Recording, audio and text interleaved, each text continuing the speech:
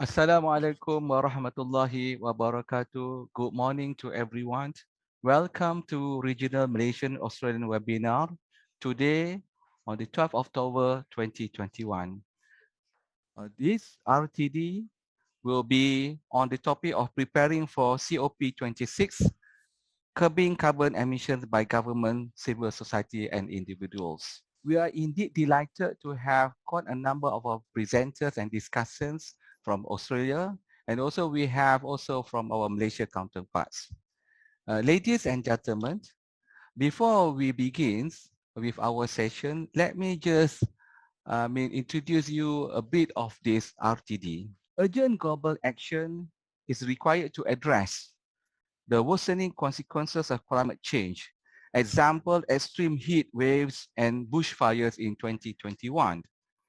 This regional RTD brings together stakeholders and specialists from Malaysia and Australia to highlight and compare the issue, identifying effective responses and encourage governments to set more ambitious emission reduction targets leading up to the UN COP26 climate change conference in Glasgow next month. The IPCC report 2021 indicated the Paris Agreement's aspirational target to limit warming to 1.5 degrees Celsius will be exceeded within 12 years. And without action, even its 2 degrees Celsius threshold would be breached in coming decades. There is still a chance to meet the target if the world acts to decarbonize to net zero emissions by 2050. So far, 130 countries have signed up. Major economies have committed to drastically cut emissions by 2030. For example, UK 68%, EU 55%, USA 52% from 2005 levels, and Japan 46% from 2013 levels. We all need to ensure a safe climate future for our children, grandchildren, and descendants.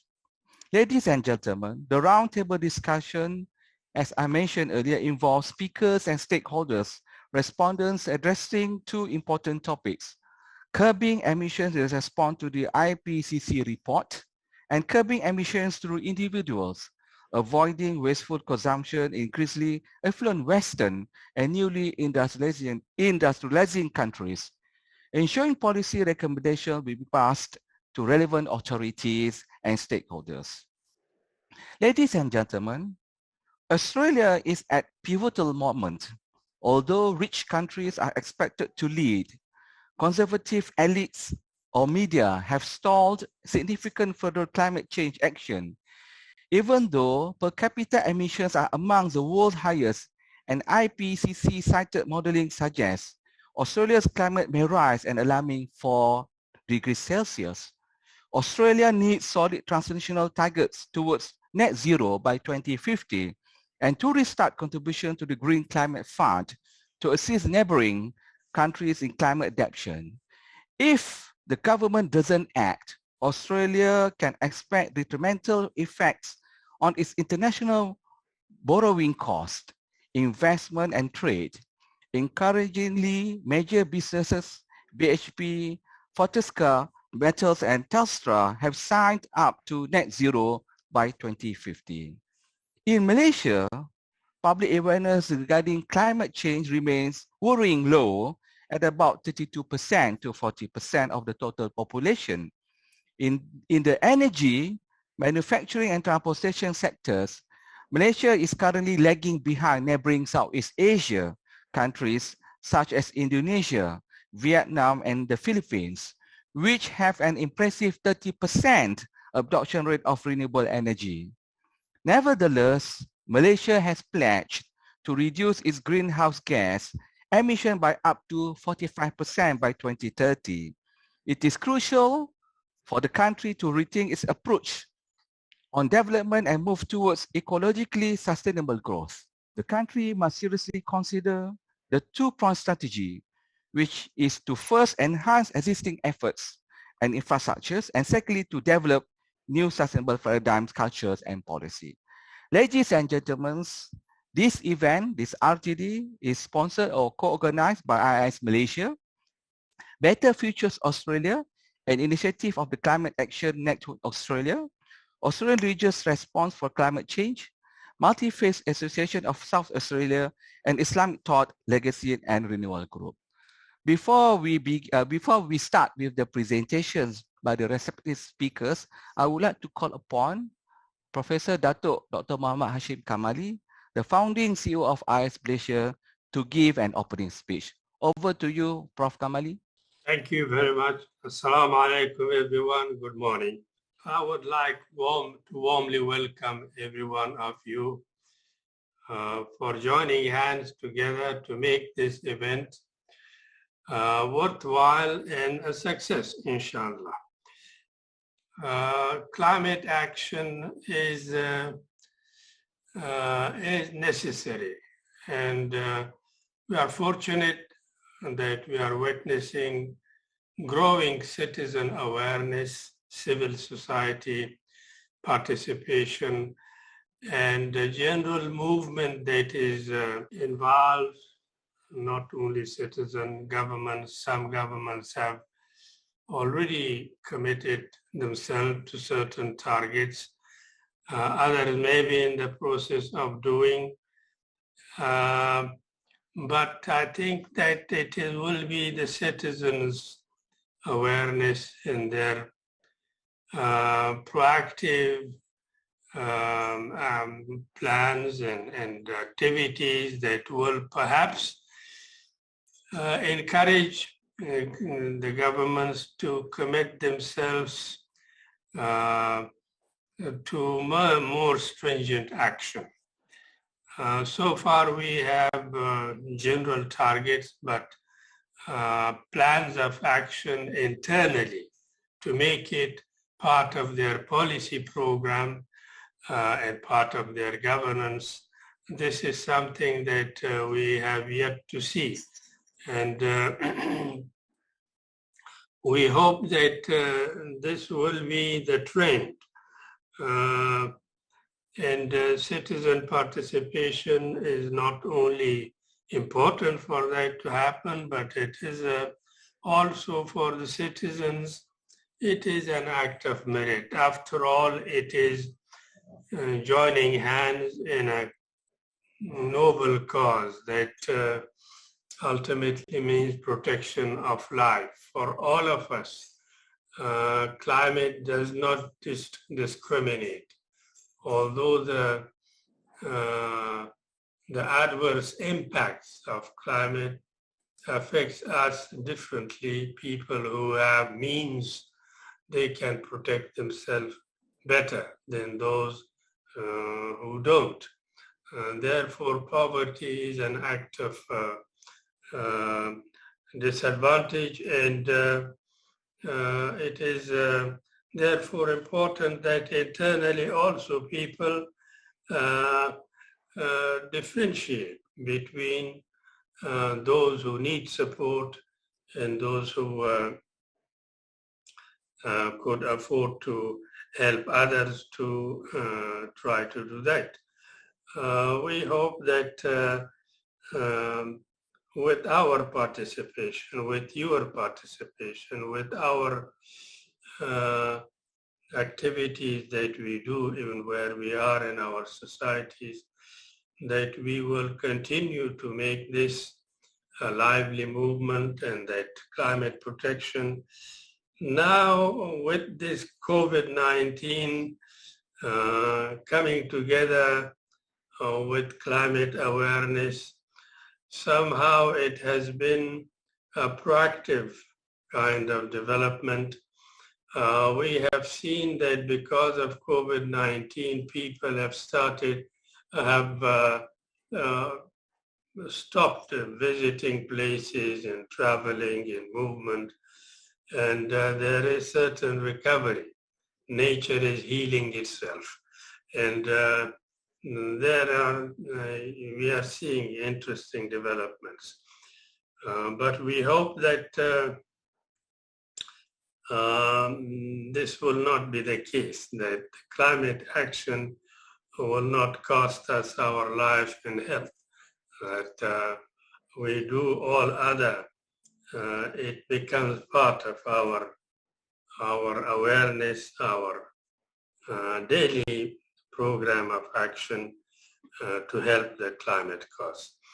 Well, with these introductory remarks, I'm certain that with your presence and participation in our joining hands with you, this event will be a worthwhile event.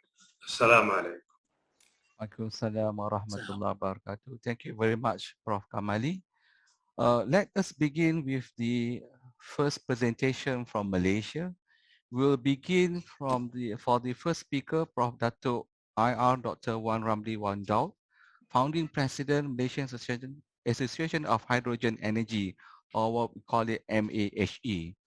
Before I pass over to Prof. Dato Wan Ramli, just a very brief of his introduction. Prof. Dato IR Dr. Wan Ramli Wan Daud is a professor of chemical engineering at Department of Chemical and Process Engineering, Faculty of Engineering and Built Environment, University Kebangsaan Malaysia, UKM, or in English we call it National University of Malaysia since 1991. He is formerly the founding director of the Fuel Cells Institute of UKM in 2007 until 2014, and Fellow of Academy of Science Malaysia. He was awarded Bachelor of Engineering degree, first class honors from the University of Monash in 1978.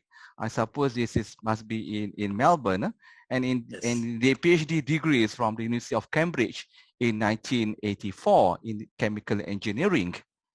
He is an expert on zero emission, fuel cell technology, hydrogen energy, and sustainable drying technology. He has published quite a number of international research books, national books, and contributed several chapters in international research books, as well as at the international book. He was awarded Darjah Setia Pangkuan Negeri, DSPN, which gave him a title of Datuk. Here in Malaysia, perhaps, I mean, in Australia, I'm not very sure, but we are quite similar with UK, so we have this title. Over there, we call it Sir whatsoever, from the Pulau Pinang State Government in 2013, and elected a Fellow of the Academy of Science Malaysia in 2012, which carries the abbreviation of FASC after the Fellow's name. With that, I pass over to you, Prof. Wan Ramli. Assalamualaikum warahmatullahi wabarakatuh, and a very good morning, everyone. First of all, I would like to thank the moderator, Associate Professor Dr. Muhammad Azam, and also the founding director of IAS, Prof. Dato, Dr. Muhammad Hassan Kamali. Thank you for having me today to talk about curbing carbon emission and preparing for COP26 in Glasgow. I'm the founding president of the Malaysian Association of Hydrogen Energy, and curbing carbon emission is one of my mission, and I am very happy to share with the roundtable my vision of what should be done by government.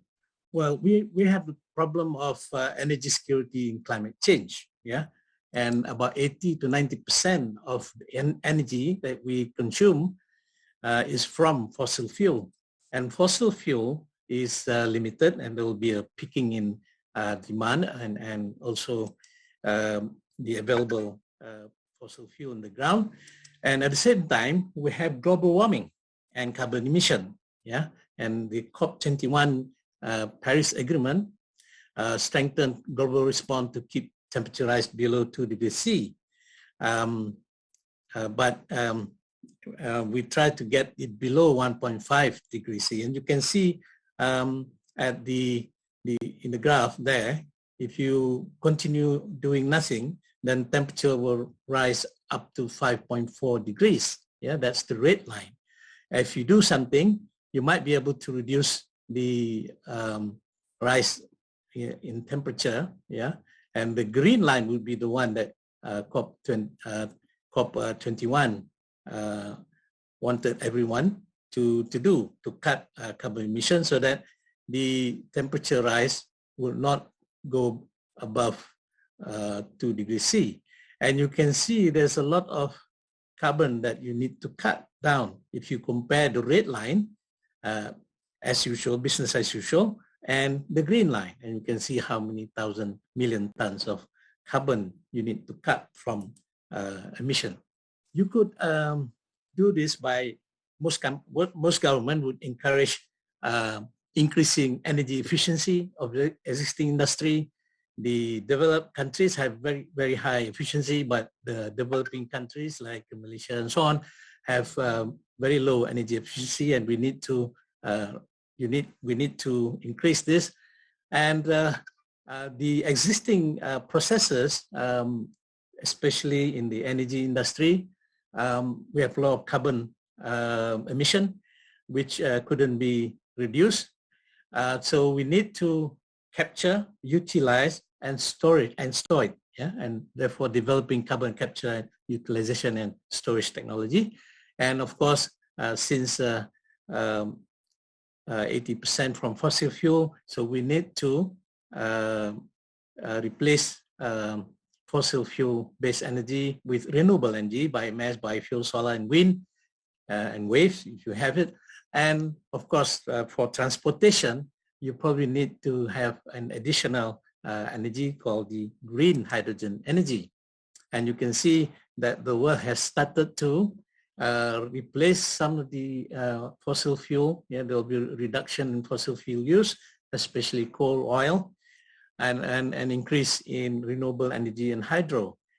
And you can see the rise in the use of various types of renewable energy, hydro, wind, solar, and so on in the world. Now, if you look at the carbon emission during the pandemic, you can see there is a reduction. So pandemic is a blessing in disguise. It reduces carbon emission. And the highest peak is in 2019, just before the COVID-19 pandemic. And it's the largest ever decline.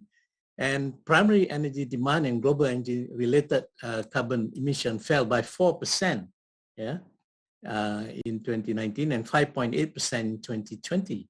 And demand for oil and coal plunged 8.6% and 4% respectively. This is the global electricity generation by fuel.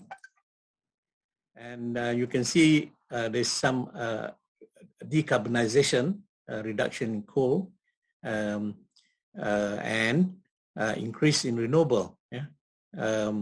RE share grew by 10% a year, and RE share in global electricity generation rose from 27% in 2019 to 29%. So during the pandemic, it increased by 2%.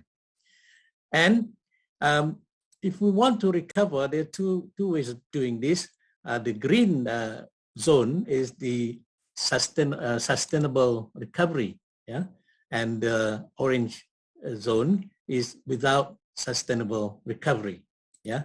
And you can see during the pandemic, there's a reduction in carbon emission, but when the recovery takes place very soon, there'll be back to, if you don't do anything, you'll be in the orange zone where there'll be a steep rise in carbon emission, right? And you need to actually have a sustainable recovery. So government always don't look at this, and they're just saying recovery is just economic recovery, but it actually must be sustainable. You need to maintain the gain that you get during the pandemic, at least, the top of the green zone, and that would be quite okay. I mean, just a slight increase. So there must be more RE and hydrogen energy to maintain carbon emission below 2020 level. And you need to boost carbon capture, utilization, and storage, CCUS in the country. Now, if you look at Malaysia, this is the carbon emission on Malaysia, total as well as the carbon emission per capita, and you can see it's increasing. And Malaysia proposed to reduce their carbon emission intensity by 45%, by 2030, based on the 2005 level, and 35% from own initiative, and the other 10% from climate finance or climate trade, carbon trading. If you look at the simulation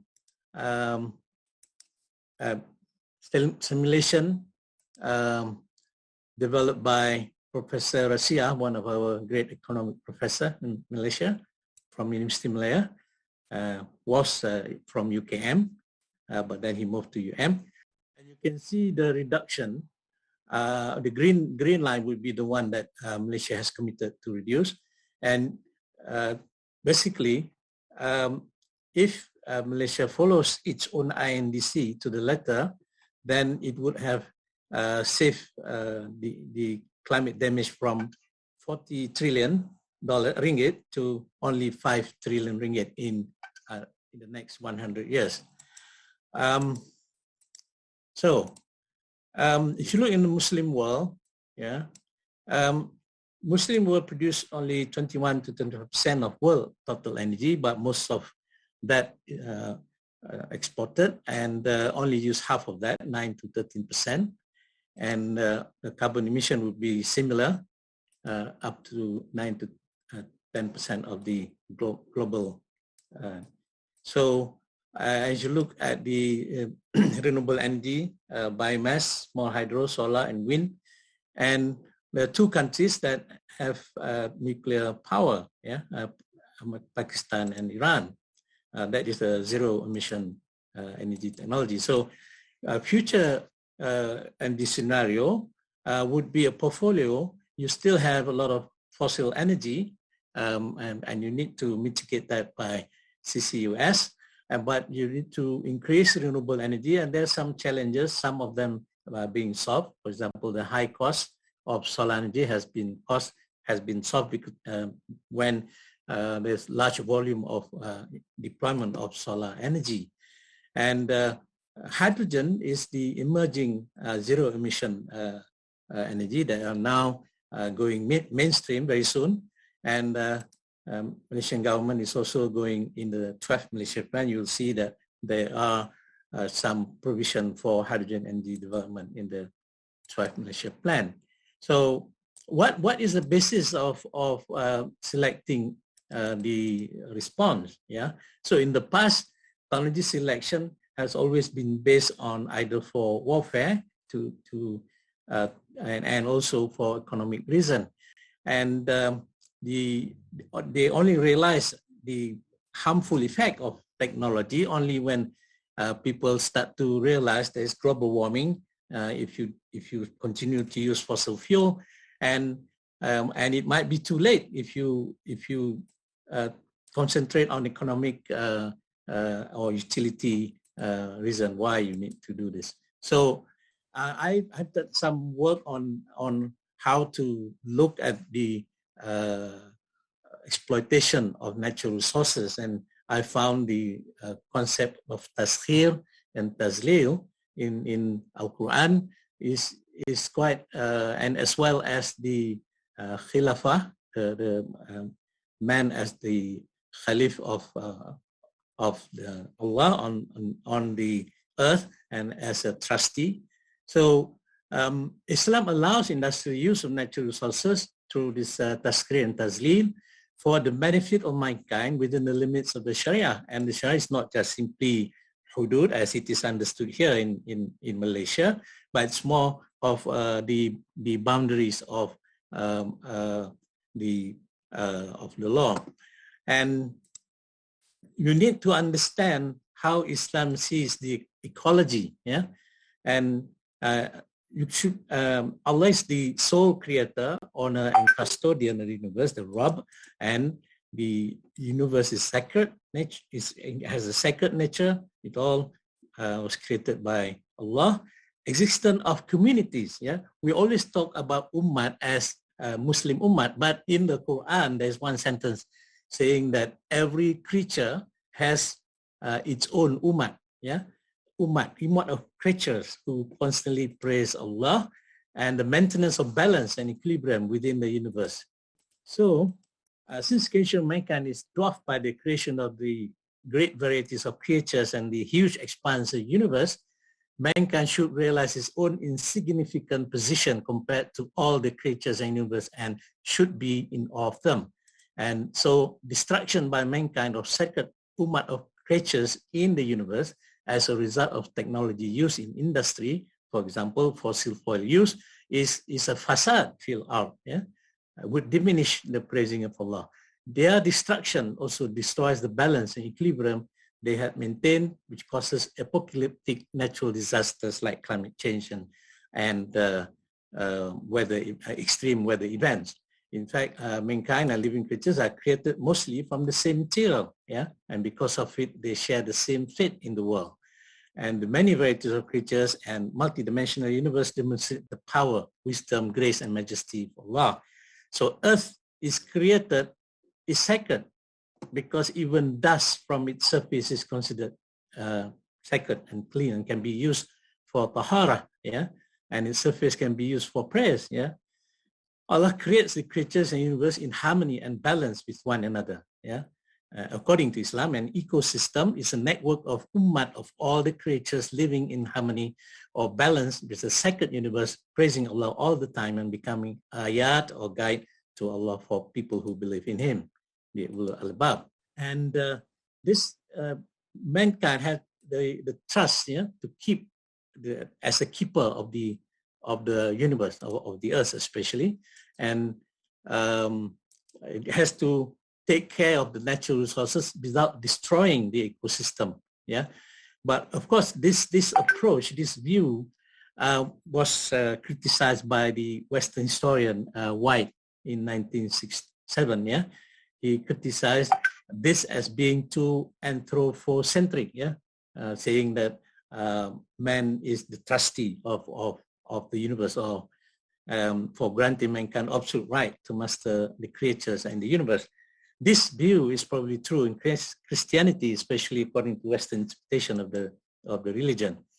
And the subjugation of creatures and the universe, according to Islam, is not absolute, unconditional submission to allow mankind to exploit natural resources with impunity, but the conditional subjugation that is just and equitable, yeah, because mankind has also accepted the task of keeping the universe and the creatures within it as the caliph or the successor. Even in, if you look at the ethics, yeah, the ethical basis in Islam, the two main scholars on ethics, in Maskaway and Al-Ghazali, yeah, define right action, yeah, and also in Maskaway and Al-Ghazali, who have adapted Plato theory but have added more to it and to give it an Islamic. So subjugation, use of natural resources through the proper process of tazkir or tazlil, and conducted within the limit of the Sharia. So what we want is a transformation from the fossil fuel-based economy, as you can see the red line, those are fossil fuel, to one that is more of electricity and hydrogen. You can see the light blue flame is the hydrogen with CCS or with CCU. You can see the carbon dioxide are being utilized to make other things, yeah, as well. Okay, So, excuse me, Prof. Yeah. If you can, we have about 1 minute left. Yeah, okay. I will just go through. This is what Malaysia plans to do, and you can see at the end there's a suggestion to use more EV as well as hydrogen transport in the 12th Malaysia plan.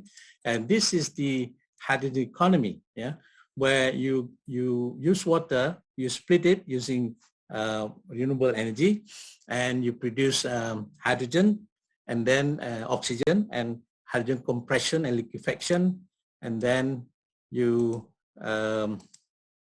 store it and transport it to wherever you want to use it by ship and as well as tankers. And you can use it in public transport, private transport, or even in planes.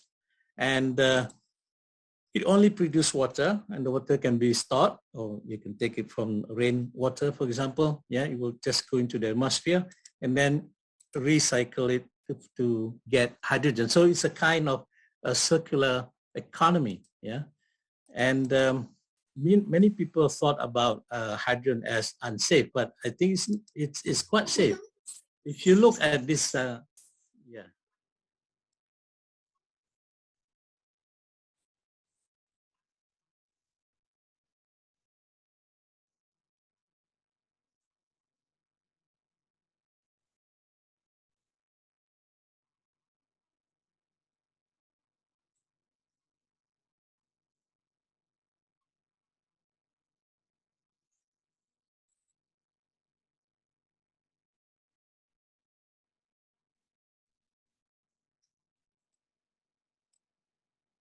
So that's how safe hydrogen is. It's very safe compared to gasoline. And you've been driving gasoline car or petrol cars all the time, and you don't realize that if there's a leak, your car might go up in flames in a few minutes, right? But if there is a leak in a gas, in a hydrogen fuel cell vehicle, which is stored at 720 megapascal, it would not it would not burst into flame like a gasoline leak. And the technology that are used to power the fuel cell car, for example, I'll just show one, which is the polymer electrolyte membrane. You can see here hydrogen on one side, oxygen from the air on the other side, and produce electricity, and water, yeah, on the oxygen side. You can see the water molecule, yeah, coming up. So this is what is the technology used. So there are many technologies, so I will not go through that. And of course, the application of hydrogen energy could be in portable power.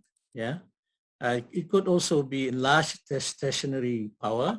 Yeah, and for Malaysia, it could be for material handling and cars and buses and even trucks and planes. Yeah, so and we can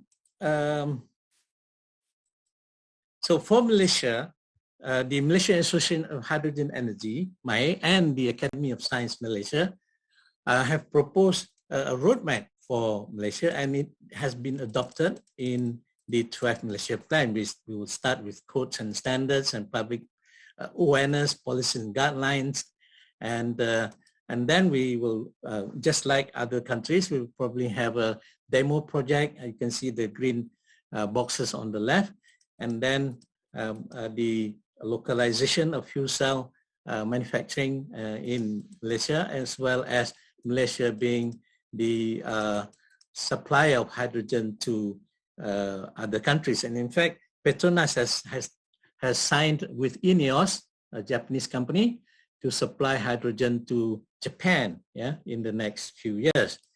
And so in Malaysia, this is the hydrogen being shipped from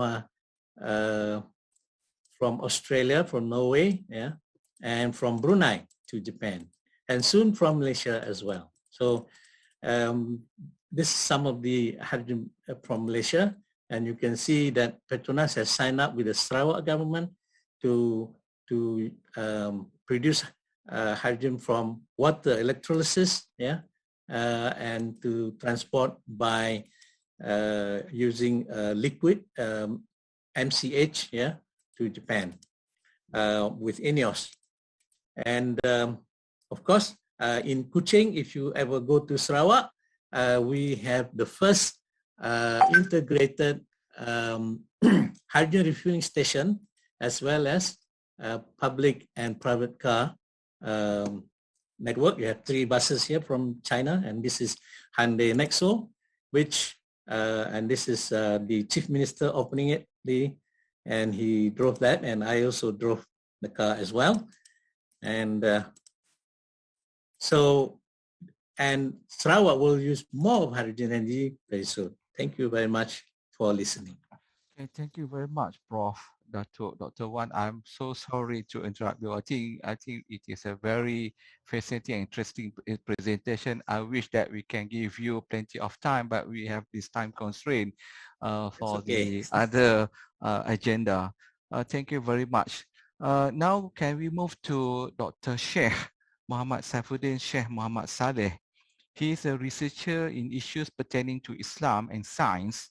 He is currently a senior fellow and director at the Center for Science and Environment Studies, Institute of Islamic Understanding Malaysia, or IKIM, since December 2014.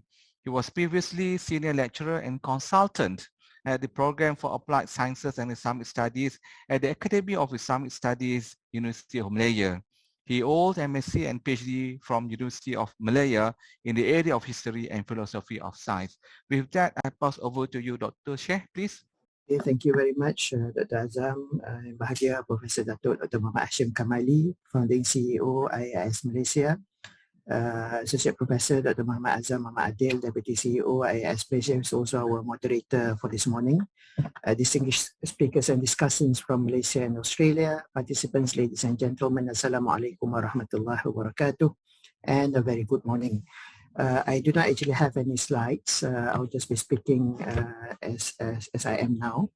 But first and foremost, I would like to record my sincerest appreciation to the International Institute of Advanced Islamic Studies, IAIS Malaysia, for the invitation for me to participate as a speaker in this very important roundtable discussion. It is also an honor to be amongst experts in the field who are actively involved in issues pertaining to climate change. Now, as some of you may be aware, this morning there was a news report which highlighted the call by the World Health Organization, WHO, for governments and policymakers to act with urgency on the climate and health crisis. WHO describes climate change as the single biggest health threat facing humanity. And we know that at the end of the month and early November of this year, the 26th United Nations Climate Change Conference of the Parties, COP26, will be held in Glasgow, Scotland. Glasgow is a very special place for me personally, because I spent almost 5 years there as an undergraduate, and I hope that Glasgow, when they organize the summit that brings together parties from all over the world, it can actually accelerate action towards achieving the goals as set by the 2015 Paris Agreement and the UN Framework Convention on Climate Change. Now, all this is well and good at the governmental level. My concern, however, has more to do with how the individual and the community relate to the issue of climate change. How many of us are actually aware of the acute situation that we are in? Climate scientists and experts can certainly list down all the facts and figures regarding the dire situation that we are currently in. For example, we can get an idea of what the current situation is and what the future holds from the recently released IPCC Working Group Report on Climate Change 2021, the physical science basis. This report will be a part of the more comprehensive 6th assessment report to be published by the IPCC, expected in 2022. And this working report is considered to be the most comprehensive, as it is based on more than 14,000 studies on the physical science of climate change. Now, the question is, what do the scientific facts, figures, and diagrams mean to the general public? Chances are they remain just that, facts, figures, and diagrams, which are probably considered to be not much of consequence to the everyday life of the general public. Now, the issue of climate change seems to be something that is far away from most people because they seem to be of little concern in regards to the day-to-day concerns of of the layperson. With regards to climate change, many of us, for lack of a better description, live with a frog in the pot mentality. The frog in the pot is a story or a fable describing a frog being slowly boiled alive. The premise is that if a frog is put suddenly into boiling water, it will certainly jump out. But if the frog is put in tepid water, which is then brought to a boil slowly, it will not perceive the danger and will be cooked to death. Now, this is very much what we are going through at the moment. The earth is most definitely warming, but its inhabitants, namely mankind, are unaware of the gradual increase in temperature. We will only realize it when it is too late. I like a particular quote by Max Planck, the German physicist, who said that when you change the way you look at things, the things you look at change. Now, if we are allowed to appropriate this quote from Planck and use it in the context of our discussion, I believe that it is important for communities of faith to help to change the way the general public look at the issue of climate change. We must understand that actions and, by extension, inaction are influenced by our value system and also our worldview. The value systems that we hold and which in turn shape and mold our behavior and attitudes towards nature and the environment, and the result of our overall beliefs concerning all of reality. Today, an alternative theory of environmental ethics is needed, and it must be one that can challenge the basic proposition of the dominant modern understanding of nature. In 1968, in the United States, for example, a scholar, Syed Hussein Nas, wrote the book Man and Nature, The Spiritual Crisis in Modern Man. Nas stresses the importance of a greater awareness of the origins of both man and nature, as clearly explained in the Quran and Hadith, as a means of righting the imbalance that exists in ourselves, which is later manifested in the imbalance as found in the environment. He highlights the observation that since the appearance of the environmental crisis, and by extension in our contemporary discussion, the climate change, modern humans have begun to realize that religion, such as Islam, fundamentally possesses an ecological outlook through which it is understood that everything is connected to everything else and that the whole of nature is an organic unity. In other words, there is an urgent need to shift from the man-centered worldview to the life-centered worldview, to fill the ethical vacuum at the core of the contemporary modern culture with regards to environmental issues such as climate change. This life-centered worldview must then be translated into meaningful actions at the community level. And this is also where communities of faith can actually play an important role. Now, what can communities of faith do to curb carbon emissions and curtail the effects of climate change? Now, the list can indeed be very long. We can suggest a lot of things, but perhaps for this purpose, for today's purpose, I will list down the following as something that we can start off with. Number one, show commitment to green living in order to curb carbon emission. Awareness must be created within the community, and practical guidelines to do this must be provided for community members to follow. Number two, emphasize that the health of the world is non-negotiable.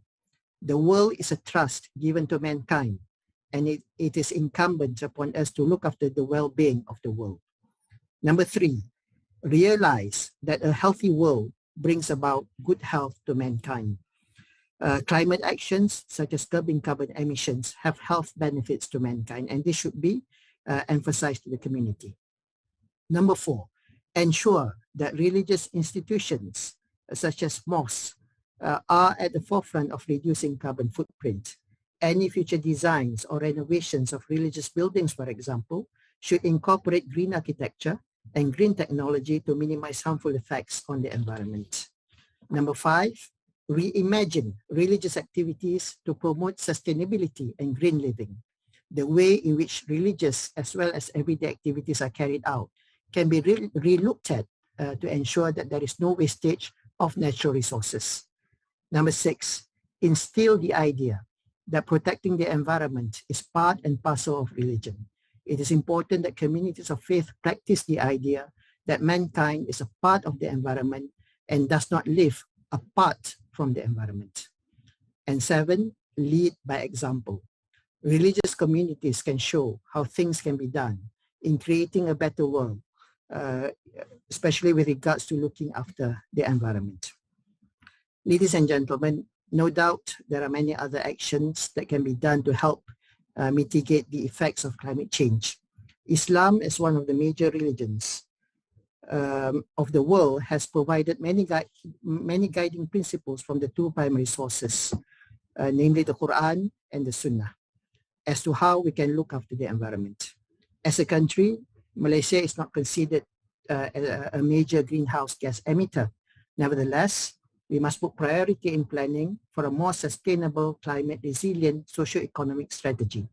Mitigation measures must be in place consistent with the 2015 Paris Agreement. These mitigating efforts are course-correcting actions that must be taken. The recent announcement by the Ministry of Environment and Water regarding the International Voluntary Carbon Markets and Domestic Emissions Trading Scheme is commendable, as the two are in line with the aim of ensuring socio-economic growth in a sustainable manner without impacting the environment and the climate. Actions by the government, coupled with actions by the community, can help towards reducing our carbon footprint. Now, if these efforts are successful, then they can effectively contribute towards mitigating the effects of climate change.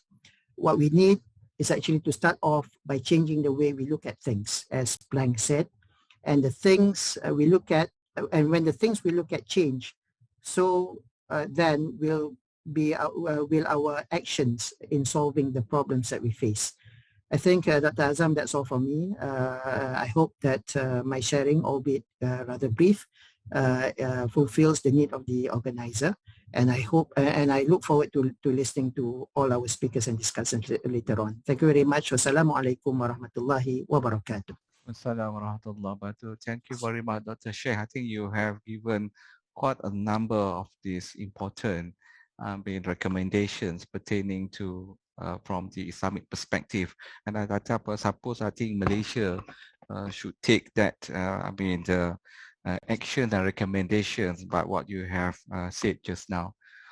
We have with us Prof. Dato Seri Zaini Ujang online, and I think this is the session that we are waiting for, the officiating session by Prof. Dato Seri IR Dr. Zaini Ujang. Assalamualaikum. Good morning, Prof. Dato Seri. Assalamualaikum. Thank you very much, Prof. You get me? Yes. So thank you very much for accepting our invitations. Ladies and gentlemen, we are indeed delighted to have our dearest Professor Dato Seri IR Dr. Zaini Ujang, the Secretary General Ministry of Environment and Water Malaysia, to be with us this morning to give the officiating speech as well as to officiate our RTD. Ladies and gentlemen, over to you, Prof. Zaini Ujang. Thank you very much. First of all, I would like to thank organizer for inviting me to speak, since I have slides that I'm showing. First of all, I'm delighted to be with you today with the title Preparing for COP26. Actually, we have 2 COPs running. One is COP15 for biodiversity that running from October 11 to October 15. Not much publicity given. It's now, I think they are discussing about various issues on biodiversity in Kunming, China. And then after that, we traveled to Glasgow for COP26. COP26 mainly discussing about Paris Agreement related to a few articles that we are still negotiating with many countries. So let me briefly go through the slides. This is what I have shown many times, given by National Academy of Engineering in the United States. The greatest engineering achievement in the 20th century We can see that water supply, distribution, electronics, radio, agriculture, computers, telephone, and air conditioning. But the first three are related to energy that we are now having problems with that contributed to climate change. Yeah, I think item number 10 as well related to climate change. Number 8 also related to climate change. But the first three contributed 80% of the carbon emission in Malaysia, at least. Yeah, so very seriously. And this is what we have celebrated. And we are celebrating something that we consider the greatest achievement that now destroying our civilization through global warming. In 1917, horse caravan was banned in many parts of the world. In New York, in Paris, in London, because it was dirty, noisy, and smelly. 100 years later, we are now replacing ICE, internal combustion engine, with better engines. 100 years, because the same reason, it is dirty, noisy, and smelly. Prime Minister yesterday announced that by 2030, all government fleets will be non-ICE based. So it means that we are saying this is true. Yeah, to show our commitment towards curbing climate change. So historically, many people didn't realize that IPCC was very instrumental, and they started in 1988, joining when it was jointly established, the World Meteorological Office or organization, and UNEP became IPCC. And they contributed a lot by publishing assessment report. AR is assessment report. The latest assessment report was published 2 months ago, I think in August. So 2 months ago. And it indicates a few things. So this is very important for us to understand. And that report will be supplemented by Group 2 and Group 3 later. Therefore, a lot of things going to happening in Malaysia will be next year, because we want to know what is the adaptation that we are trying to do in the country. You can see that out of 78,000 expert and government review comments, including Malaysians. Yeah, so it's not only the Western or the hegemony of the people from the other side of the world. We discussed that thoroughly, and it is not a single author. We have more than 234 authors from 66 countries contributed to that. So this is what's happening. The first indication, the first announcement made last few weeks that anthropogenic activities contributed to 1.1 degrees Celsius since 1850s. So this is to confirm the previous assessment reports. So for people who are in this field, they don't feel that it is too bold, because this is reiterating the past. What is important, anthropogenic activities, because some people thought that it is also from natural causes, such as volcanic activities and degradation of materials from various sectors. So as you know, I don't want to talk about this because I'm going to rush very fast, but 0.8 degrees C means that a lot of earthquake. So it's never happened in the history of Malaysia, in particular in Ranau, in Sabah, to have earthquake, but now it's a common thing. Every month we have reports that earthquake happening. So if you look into world worries, this is the report that published recently. We know that coronavirus is the most pressing issue now. And from coronavirus, unemployment, blah, blah, blah. And climate change is in between. It's 14% of what people are thinking at the moment. But for Malaysia, coronavirus is a big thing. You can see that Malaysia is the highest in terms of worries about coronavirus, about COVID-19, compared to Sweden, only 14%. We are going to the United Kingdom. So United Kingdom will be number probably right in between. Yeah, so they are about 41%. Therefore, because of that worry, Malaysians are very diligent and very proactive when we ask them to get a vaccination. So this is the latest data on vaccination per capita. So Malaysia is number 3 in the world. Singapore, UK, Malaysia, and European Unions. In places like Paris at the moment, they are fighting between pro and anti-vaccination. United States as well. But in Malaysia, we are number 3. Within short period of time, we get everyone vaccinated. So, but when you talk about climate change, so Malaysia is the last 1% only people in Malaysia are concerned about climate change, compared to number 1 when you talk about coronavirus. So my thinking is this: why Malaysians are very extreme? We are the highest on coronavirus concern, and we are the lowest in terms of concern toward climate change. This has got to do with, I think, media and people at large talking about it, and we can do that. So in order to change this, we have to have discourse, and I'm talking almost every night, every day to this kind of events for information. Tonight, I'm going to talk again, just to raise interest that we shouldn't be the last in terms of concern on climate change, despite Malaysian government is very proactive on it. Yeah, so you can see that Malaysia is worse than Russia, worse than South Africa and Peru. This is on environment. We are also the bottom 4 in the world. Germany are the highest. Australia, we are now discussing with our Australian brothers. They are number 2nd in the list from the top. We are number 4th from the list from bottom.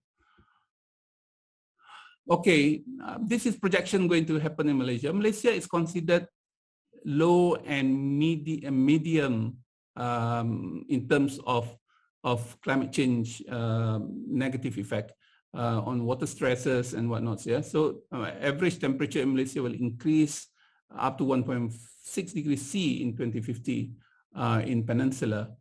You see the rainfall pattern is going to be increased by 7 to 11% in 2050. Seawater rise, sea level rise will be from 110 to 210.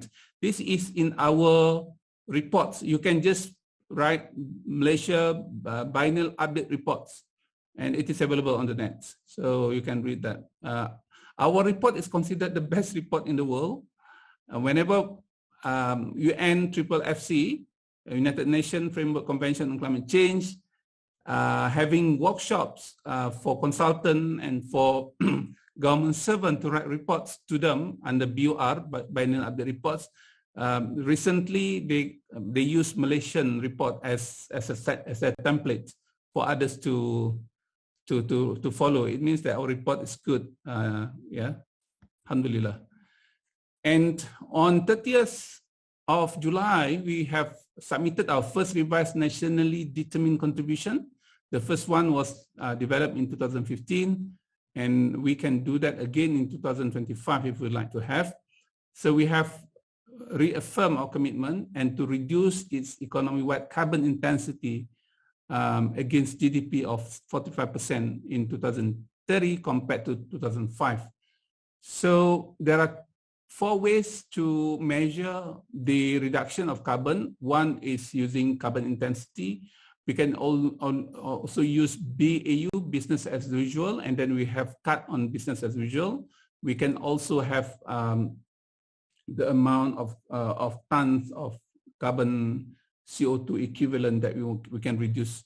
So there are 4 ways to do it. Yeah. So Malaysia and countries like in Singapore and China, we adopted carbon intensity.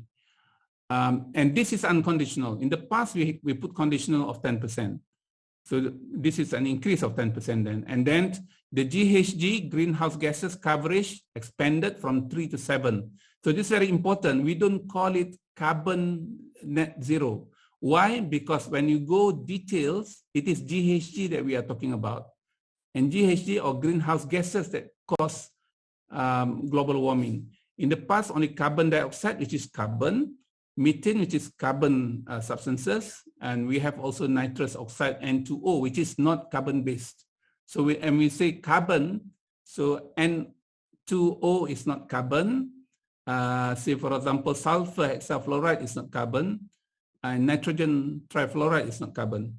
Yeah, but when you say GHG, they are all, including ozone and water vapor, but we don't put water vapor in our GHG coverage.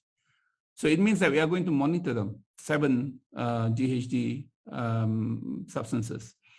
This is yesterday, and this is big news. Yeah, I think everyone must try to understand this. So Prime Minister in his speech yesterday on Malaysia Climate Change Action Council has indicated that reduction of 45% carbon intensity based on GDP by 2030 compared to 2005 level. This is how we calculate. And then Prime Minister reiterate net zero GHG emission the earliest by 2050. And this is very important because during the announcement of 12 Nation Plan, Prime Minister mentioned it there, but this is to reiterate.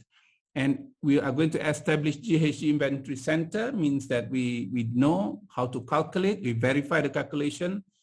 And when we talk about GHG, it is largely calculation. Yeah, it is not something that we can observe scientifically using apparatus. Government fleets using non-ICE by 2030, this big thing means that the landscape of automobile industry in the country will change within 9 years. Development of domestic emission trading scheme, that's and national guidance on international voluntary carbon market. So this is what Prime Minister has mentioned yesterday. And this is our national policy on climate change with 5 principles: sustainable pathway, conservation of environment and natural resources, coordinated policy implementation. This is the most difficult thing. Coordinated policy implementation with many agencies, states, local authorities, individuals, and whatnot. And the principal concept is common but differentiated responsibilities with respective capabilities. It means that countries with money, countries with expertise, they should be able to share their expertise and funding to solve it. Because when we talk about climate change, it is not the business of Australia or European countries. This is the business of the global community. If you are doing good in your country, but something wrong in other parts of the world, so it means that it will be shared together, the consequences. So the policy statement we have is to ensure climate resilient development to fulfill national aspiration for sustainability. So this policy will be reviewed shortly. So we have engaged our team to update this policy. So what Malaysia is planning to do is on mitigation actions. This is also in BUR3 and adaptation action, largely on addressing flood, yeah, and water and food security. This is what we have done. In 2021 and 2022, Malaysian Climate Change Council just initiated early this year, and this is like yesterday was the second meeting, chaired by Prime Minister, attended by all chief ministers and a few 12 ministers, if I'm not mistaken, 12 federal ministers. We have completed our updated to NDC to United Nations Framework Convention on Climate Change. We developed our national low carbon cities. We also developed our national low carbon mobility. This is where the importance of government-led initiative on non-ICE cars, and there will be many after this. But we try to do it from time to time, important announcement at certain point with certain function. Development of market mechanism, carbon market mechanism done, establishment of greenhouse gas inventory. I think we have to complete before Q2 next year, before Q2. Review of the policy now undergoing, development of the climate change legal framework. We plan to have climate change bills early next year, and then we are going to prepare for our fourth national communication, and then BUR4 biennial update report to UNFCCC. The most important document going to be ready next year will be long-term low emission development strategy towards 2050. So then we know exactly, at least from calculation and planning point of view, when are we going to achieve net zero. So we are thinking of earlier than what many people expected anyway. I'm not going to talk about this, and you can see that this is historical GHG emission in Malaysia. You can see we had many times since up to 2004 we get positive net. Otherwise, throughout we had negative net. Yeah, so this is very important to show that our carbon sink is very big in Malaysia. So LUCF is land use, change, and forestry removal, means that this is an offsetting value underneath. So the data is 2016 because we are reporting for 2016 X minus 4 in our BUR3 in 2020. If you look into details on energy sector, we are declining from 253 to 251 between 2014 and 2016.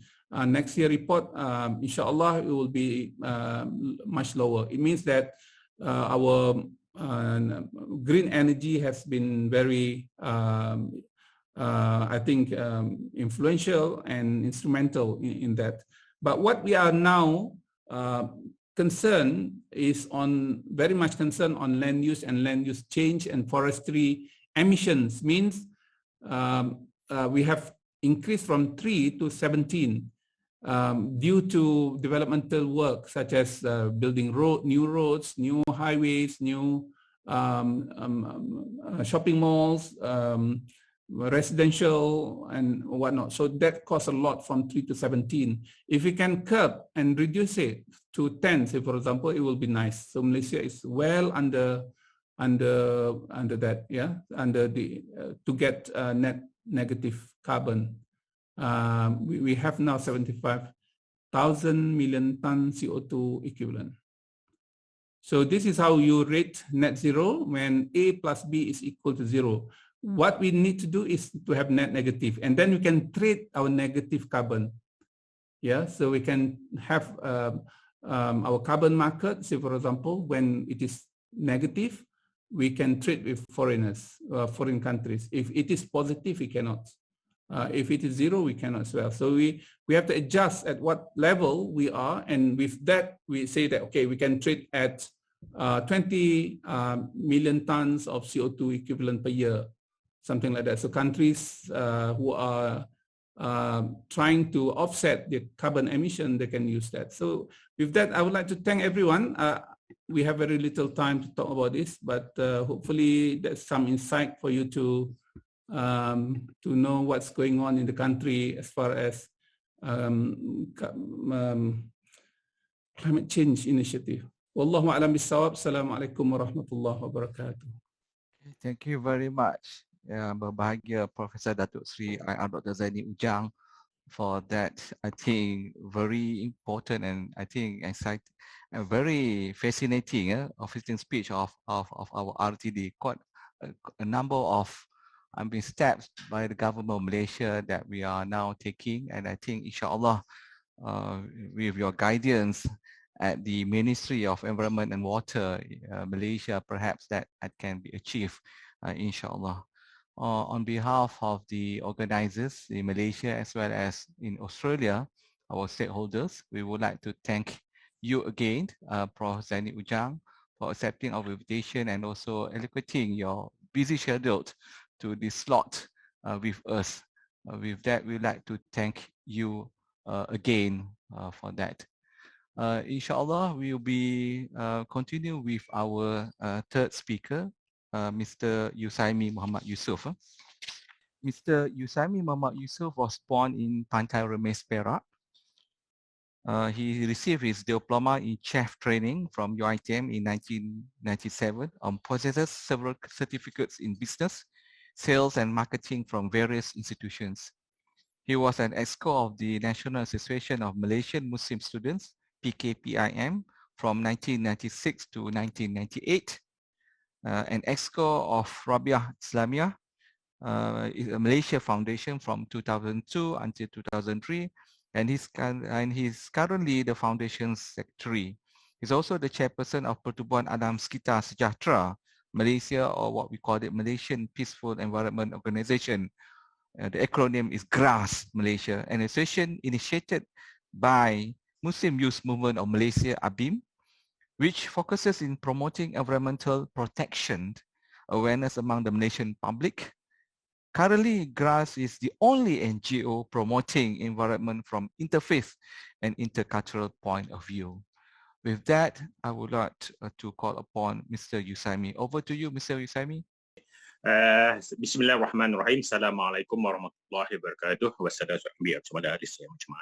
Thank you very much, Dr. Azam, Dr. Hashim Kamili, and also everybody from the IS and from Australia for giving a GRAS opportunity to talk about what we do and what we should do for the environment. I have shared a slide with I think Iman. If Iman could help me share the just simple talking point. If not, I talk mumbo jumbo and out of a topic discussion. Okay.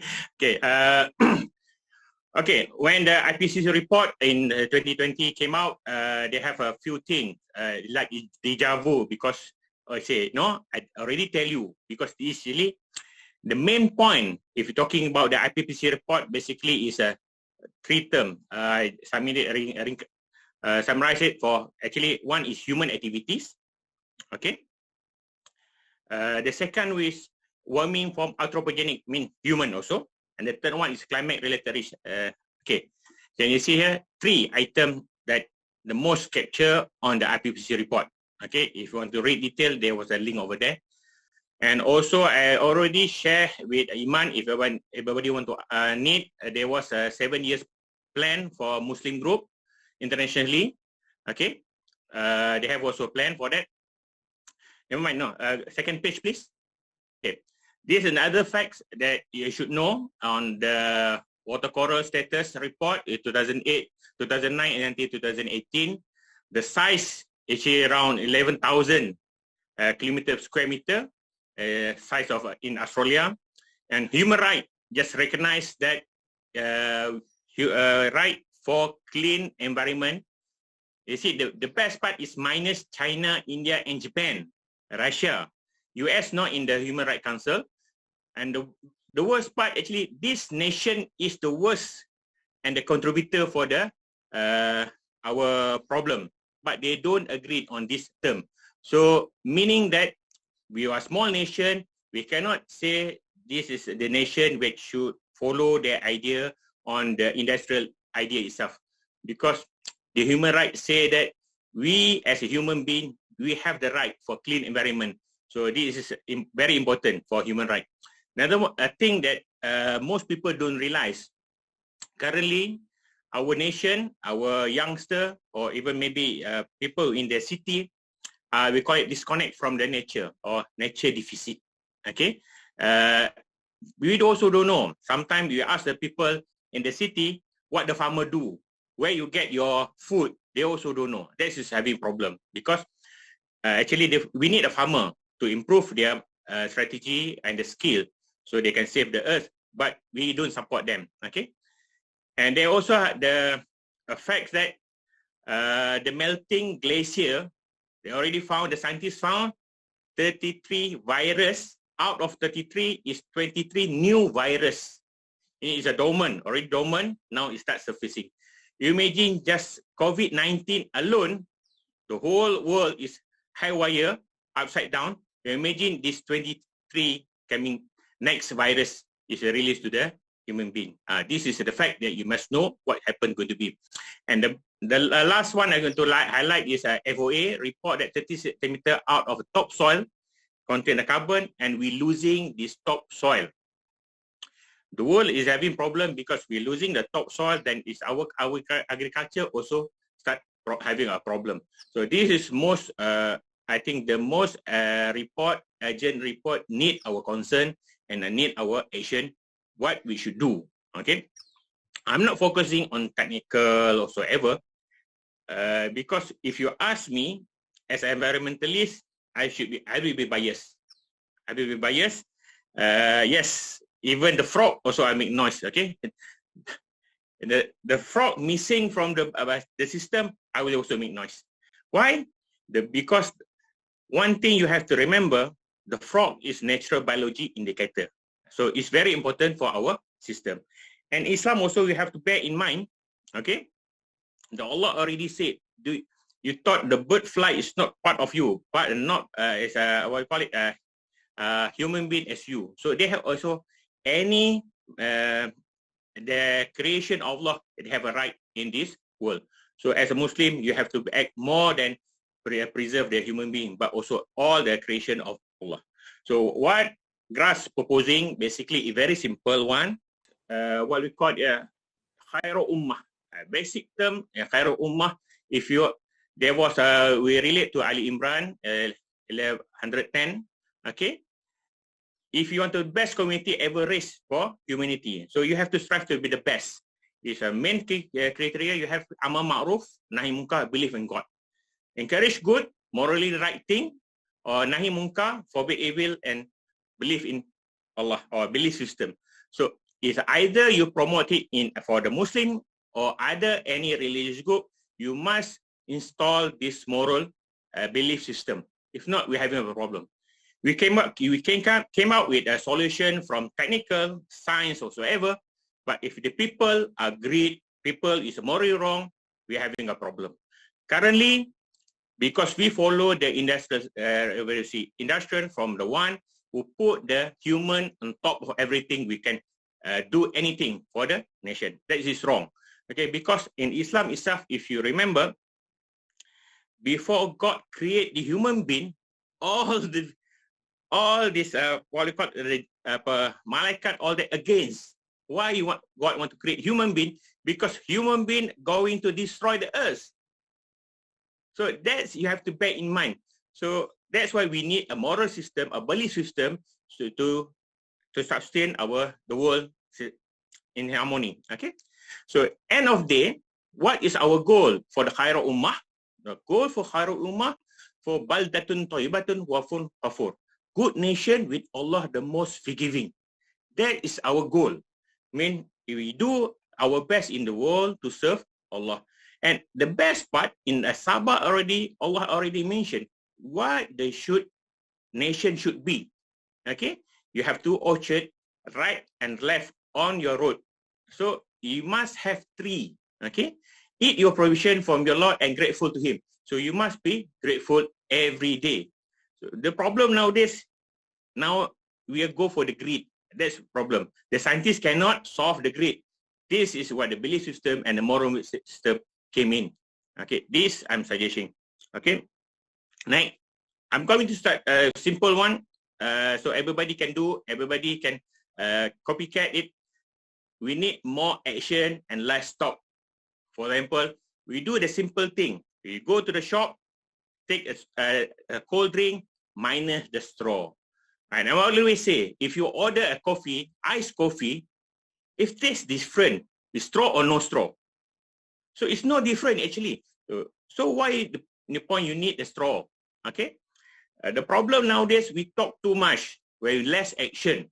For the policymaker, okay, you need to talk a lot. But to the grassroots people, you need more action. You need to ban all the single plastic use, all that. So you need more action. For example, tree planting, or that, or garbage cleaning, or that, gotong royong, or that clean up area. So this is, we need more. Okay. If you ask all these young people in the, maybe in discussion today, we need more than action than just a talk. That's my very simple suggestion.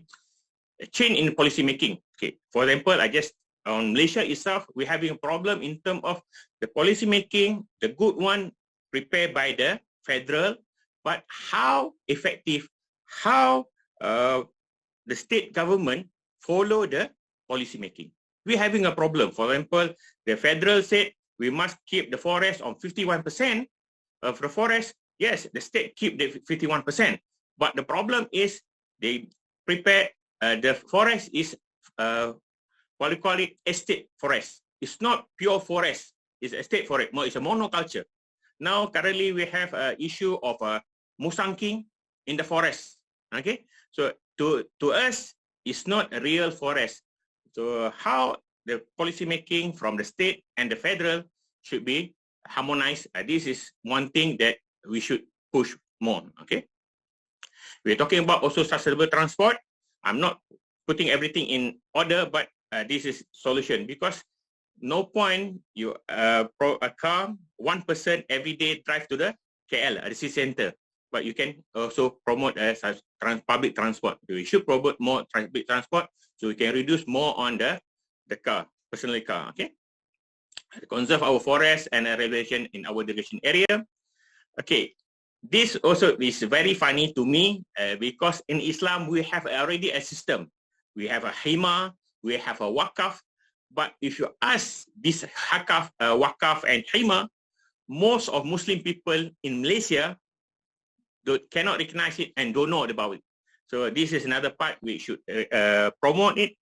If you conserve your forest area or rehab our degradation area, actually it's a part of ibadah and is already a sunnah. Okay. Improve our farming system. Okay. Most people, we're talking about climate change, don't address this issue, farming system. The farming system contribute, I think around 30% of our issue. So how are we going to improve it? The problem nowadays, when we say improve our farming system, we go for machinery.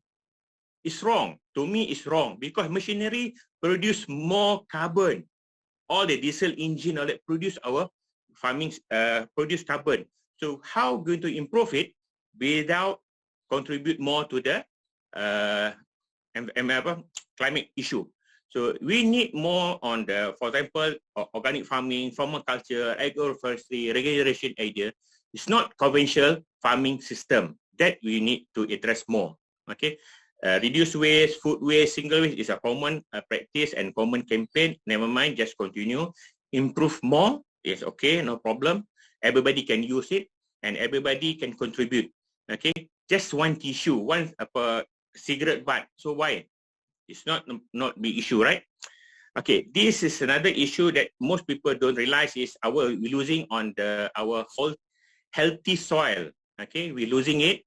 And this is affect our nutrition value. Okay, I think in last 6 years, one NGO from Italy, the Slow Food Movement, already make a research. They said our food already reduced around 50% of nutrition value. So imagine last time we said 1 apple a day keep dentist away.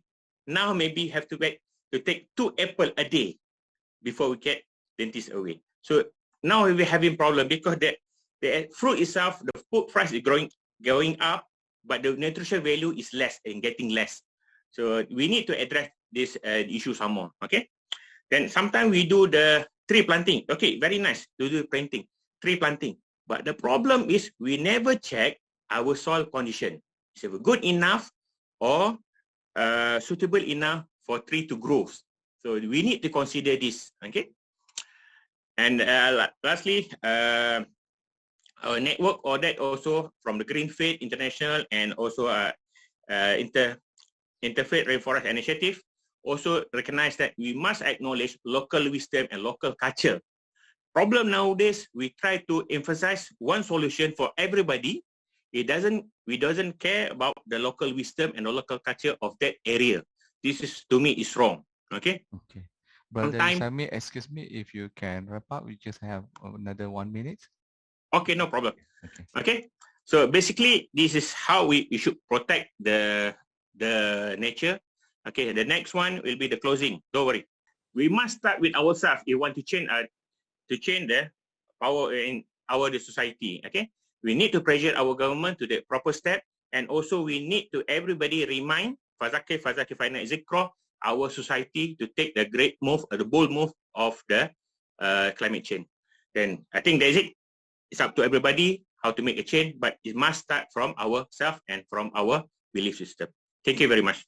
Okay, thank you very much, Brother Yusaimi. I think I have to apologize to all the presenters. I think because of the time constraint, I think we would like to leave it to you just to share what you have prepared. The concern of you on this subject matter, but we are having this time constraint and have to interfere with, to you. I'm so sorry about that. Okay, thank you very much with all the three presenters, including the official speech by Prof. Zaini Ujang. We have completed the presentation from Malaysia. Now we move to the presenters from Australia, and we would like to begin with Dr. Daud Batchelor. Dr. Daud Batchelor, as we all know, he is he's very familiar to us because he's our former staff here. He's ambassador for Better Futures Australia and a joint fellow at IIS Malaysia, where he headed the Science, Technology, Environment and Ethics Unit.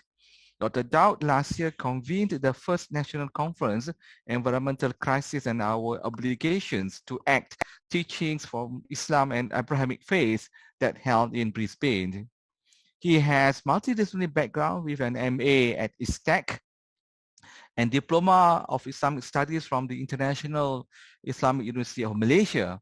For his PhD, University of Malaya granted him its highest research award. He has a Master of Engineering Science in Environmental Management from Griffith University. He worked for environmental consultancy firms and MNCs, including Exxon, MNC, and headed the Waste Management Unit of Petronas Malaysia. His diverse research focus includes the nexus between Islam and environment. He co-edited the Springer book, Islamic Perspectives on Science and Technology. With that, I pass over to you, Dr. Daud. Salatu wassalam ala Sayyidina Muhammadin wa ala alihi wa sahbihi wa barak wa sallam. Respected guests, participants and colleagues, Assalamu alaikum wa rahmatullahi wa barakatuh.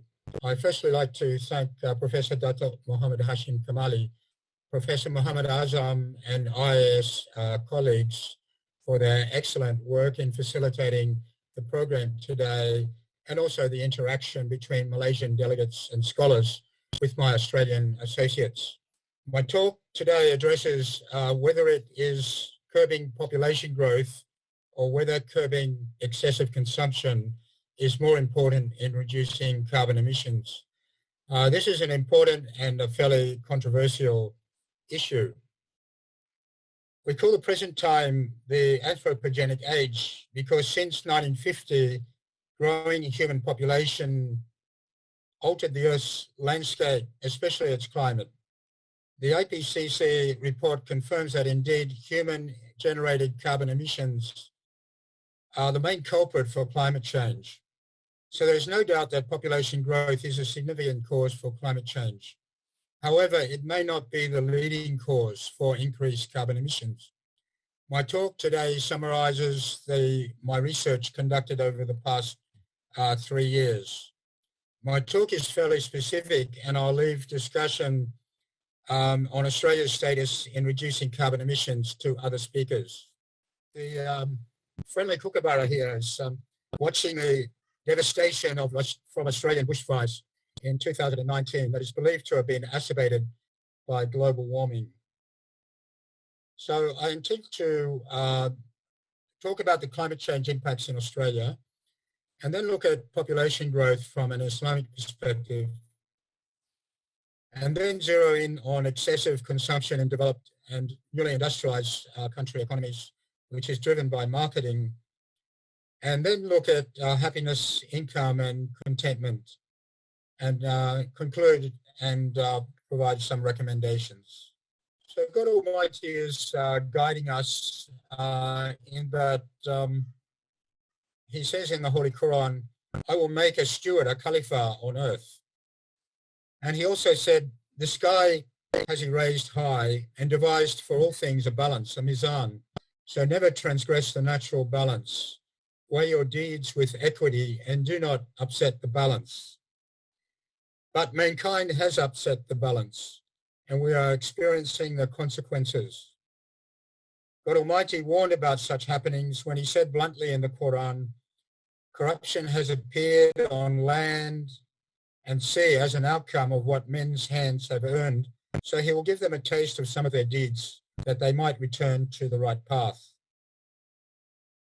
Worldwide, the 6 hottest years in the 140-year climate record occurred in the 6 most recent years.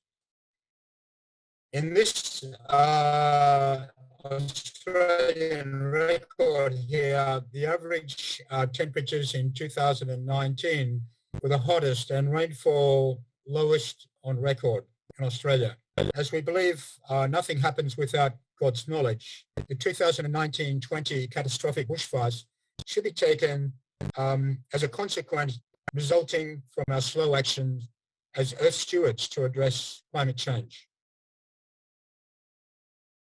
The Australian Department of Agriculture, Water and Environment found that seasonal changes over the last 20 years, from 2001 to 2021, relative to 1950 to 2000, reduced yearly farm profits by 23%. And from this map, I've drawn a line across Australia here, separating 2 zones. In the northern half of Australia, conditions have not changed or have improved due to higher rainfall in the relation to the tropics, no doubt. So the southern half, however, is severely impacted, becoming hotter, drier, and drought prone. So I'd like to, the global environmental crisis is evident, reflecting climate change, sea level rise, wildlife extinctions, and water scarcity.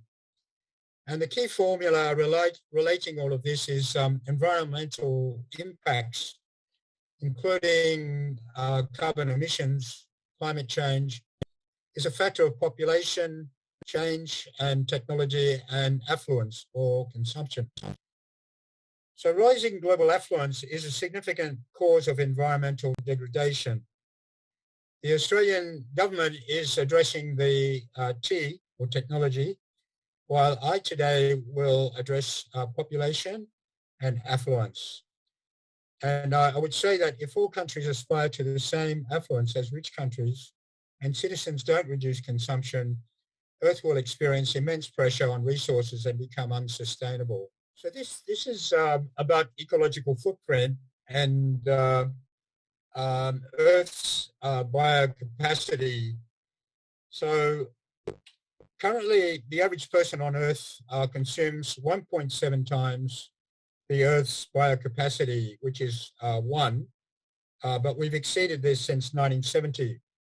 It now takes Earth 1 year and 8 months to regenerate what we use annually. So this is called overshoot. Resources consumption is also tied closely with carbon emissions. Certain affluent countries, such as Australia and the United States, consume much more than the average. If everyone consumed as much as the average Australian, 5 Earths would be needed to sustain everyone. Clearly, we all need to live sustainable lifestyles to protect Earth and our own well-being. Currently, 7.6 billion people live on Earth.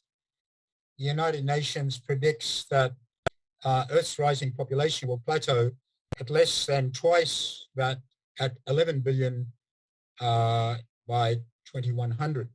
Although overall growth rates are falling, Muslims are increasing twice as fast as the world population growth due to high fertility of Muslim women, having 2.9 children on average, compared to non-Muslim women who have an average of 2.2 children. So Earth is suffering from massive environmental impacts. Certainly impacts partly occur from population growth.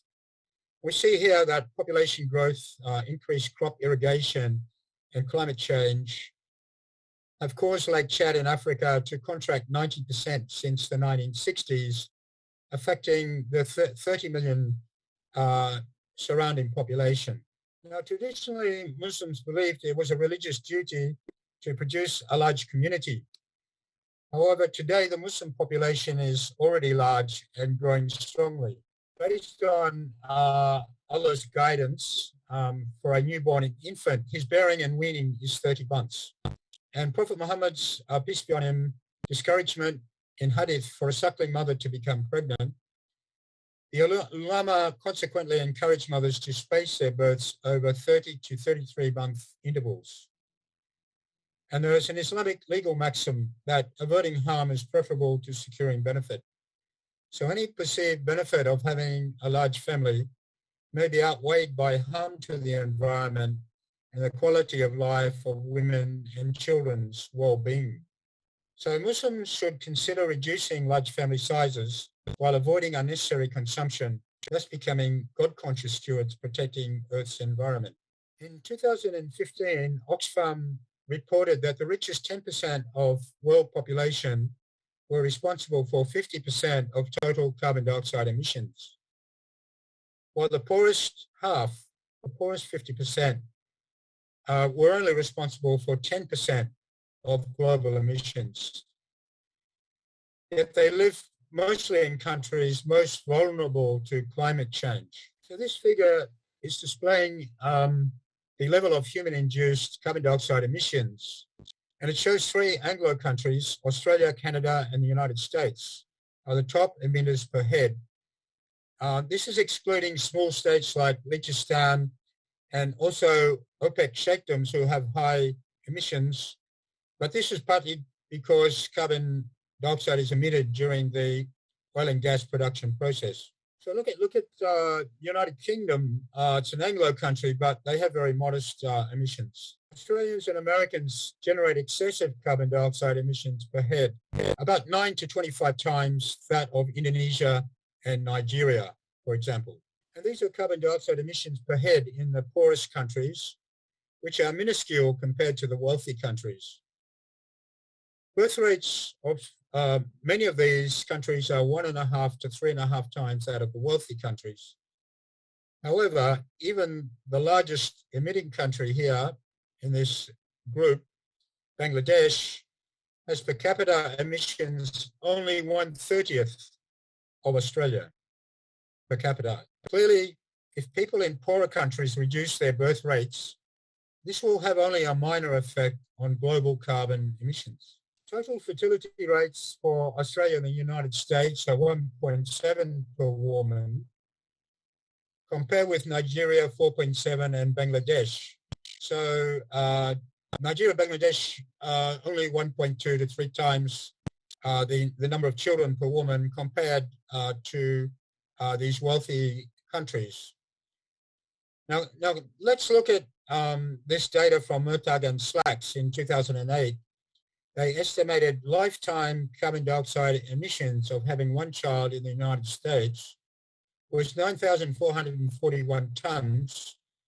This is 86 times greater than in Nigeria, having a child in Nigeria, a lifetime emissions, and 160 times that of Bangladesh. So our conclusion is clearly that we see much greater global climate impacts from excessive consumptive culture in the West and newly industrializing countries than from population growth in poorer developing countries. The power of capitalist marketing, creating and enhancing desires and unnecessary consumption using sassy advertisements. Clearly, citizens of wealthy and newly industrialized countries need better control on purchases and to reduce waste generation. This will save money, reduce working time needed to buy unnecessary goods, provide more family time, and thereby reduce carbon emissions. Now here I've graphed subjective well-being or happiness against the annual income per person, according to World Bank data. Note that New Zealand and Ireland, they have high levels of happiness at lower income levels per person than most of these Western countries. This shows that well-being can be achieved by Western countries at lower levels of average personal incomes or GDP levels. So we also have Islamic guidance that the person will indeed be successful who purifies the soul, and the person will indeed fail who corrupts it. So a person has no real ability to decline buying unneeded goods unless she or he is developing self-control over their own desires. So we need to return to spiritual living and not allow uncontrolled desires for material goods to corrupt our being. So the scholar Al-Jahiz, talking about contentment, that kana is satisfaction with things that make livelihood easy, to abandon greed for acquiring material goods, and to abandon the compulsion to amass goods. So come to the conclusions, and I would say that I would recommend parents in countries with high population growth encouraged to space their births. The research confirms that excessive consumption in wealthy, developed, and newly industrialized countries is a much greater contributor to carbon emissions and climate change than is population growth in the developing world. And also that there are optimum income levels for life satisfaction beyond which additional wealth and consumption has little or no benefit in an individual's well-being or happiness. So we need to train ourselves to avoid detrimental desires and enhance contentment, which increases happiness and well-being while reducing harmful carbon emissions. So thank you very much for this opportunity. I'll leave it to our speaker, Mark Delaney, who will advise individuals on how they can reduce their personal consumption levels. Thank you all very much. Okay, Assalamualaikum warahmatullahi wabarakatuh. Waalaikumsalam warahmatullahi wabarakatuh. Thank you very much, Dr. Daud Batchelor, for your presentation. I think for your conclusion as well as your action recommendation, which I think for individuals as well as stakeholders, including the authorities, to take action on that. We move to the second speaker from Australia, Mrs. Philippa Rowland, who's the President, Multifaith Association of South Australia, and also the Vice Chair of Regions for Peace Australia. Ladies and gentlemen, Mrs. Philippa Rowland is current, as I mentioned, the President of the Multifaith Association of South Australia and Deputy Chair of Regions for Peace Australia, trained as an agricultural scientist. She worked for the Australian Federal Government on sustainable farming and national environmental management plans for biodiversity, pesticides, heavy metals, and ozone depleting substances. Since 2003, she has worked on community solutions to climate change, primarily the transition to energy efficiency and renewable energy. Mrs. Philippa works with the Australian Religious Response to Climate Change as a founding member of the Greenface International Network, sounding the alarm on climate and promoting a global living the change initiative, designed to encourage collective adoptions of sustainable choices in food, transport, and energy. With that brief introduction, I pass to you, Mrs. Philippa Rowland. Please. Thank you so much. Assalamu alaikum and selamat pagi. It's a delight to be connected again with Malaysia, where I spent some years of my childhood in Kuala Lumpur many, many years ago. So I'm honoured to be here today. I've been given a task which I'm going to try and do briefly so I can cover some related issues. So Dr. Daud asked me to unpack the 6th assessment report of the IPCC, which was noted as being the code red for humanity. But I think, let me just, if you can see that now, hopefully that's at the beginning. To begin with, this is just the first installment from Working Group 1, the IPCC report, and it's been quite stark in being reported as being a code red for humanity, because unless there are immediate, rapid and large-scale reductions in greenhouse gas emissions, the potential for humans to limit global warming close to 1.5% or even below 2 degrees will be beyond reach. However, They state that if we can manage strong and sustained reductions in greenhouse emissions, carbon dioxide equivalents and other gases, we could limit change. Benefits for air quality would come quickly, but it would still take 20 to 30 years to see global temperatures stabilizing. What they've identified is that human influence really has warmed the global climate at a rate that's unprecedented in the last 2,000 years.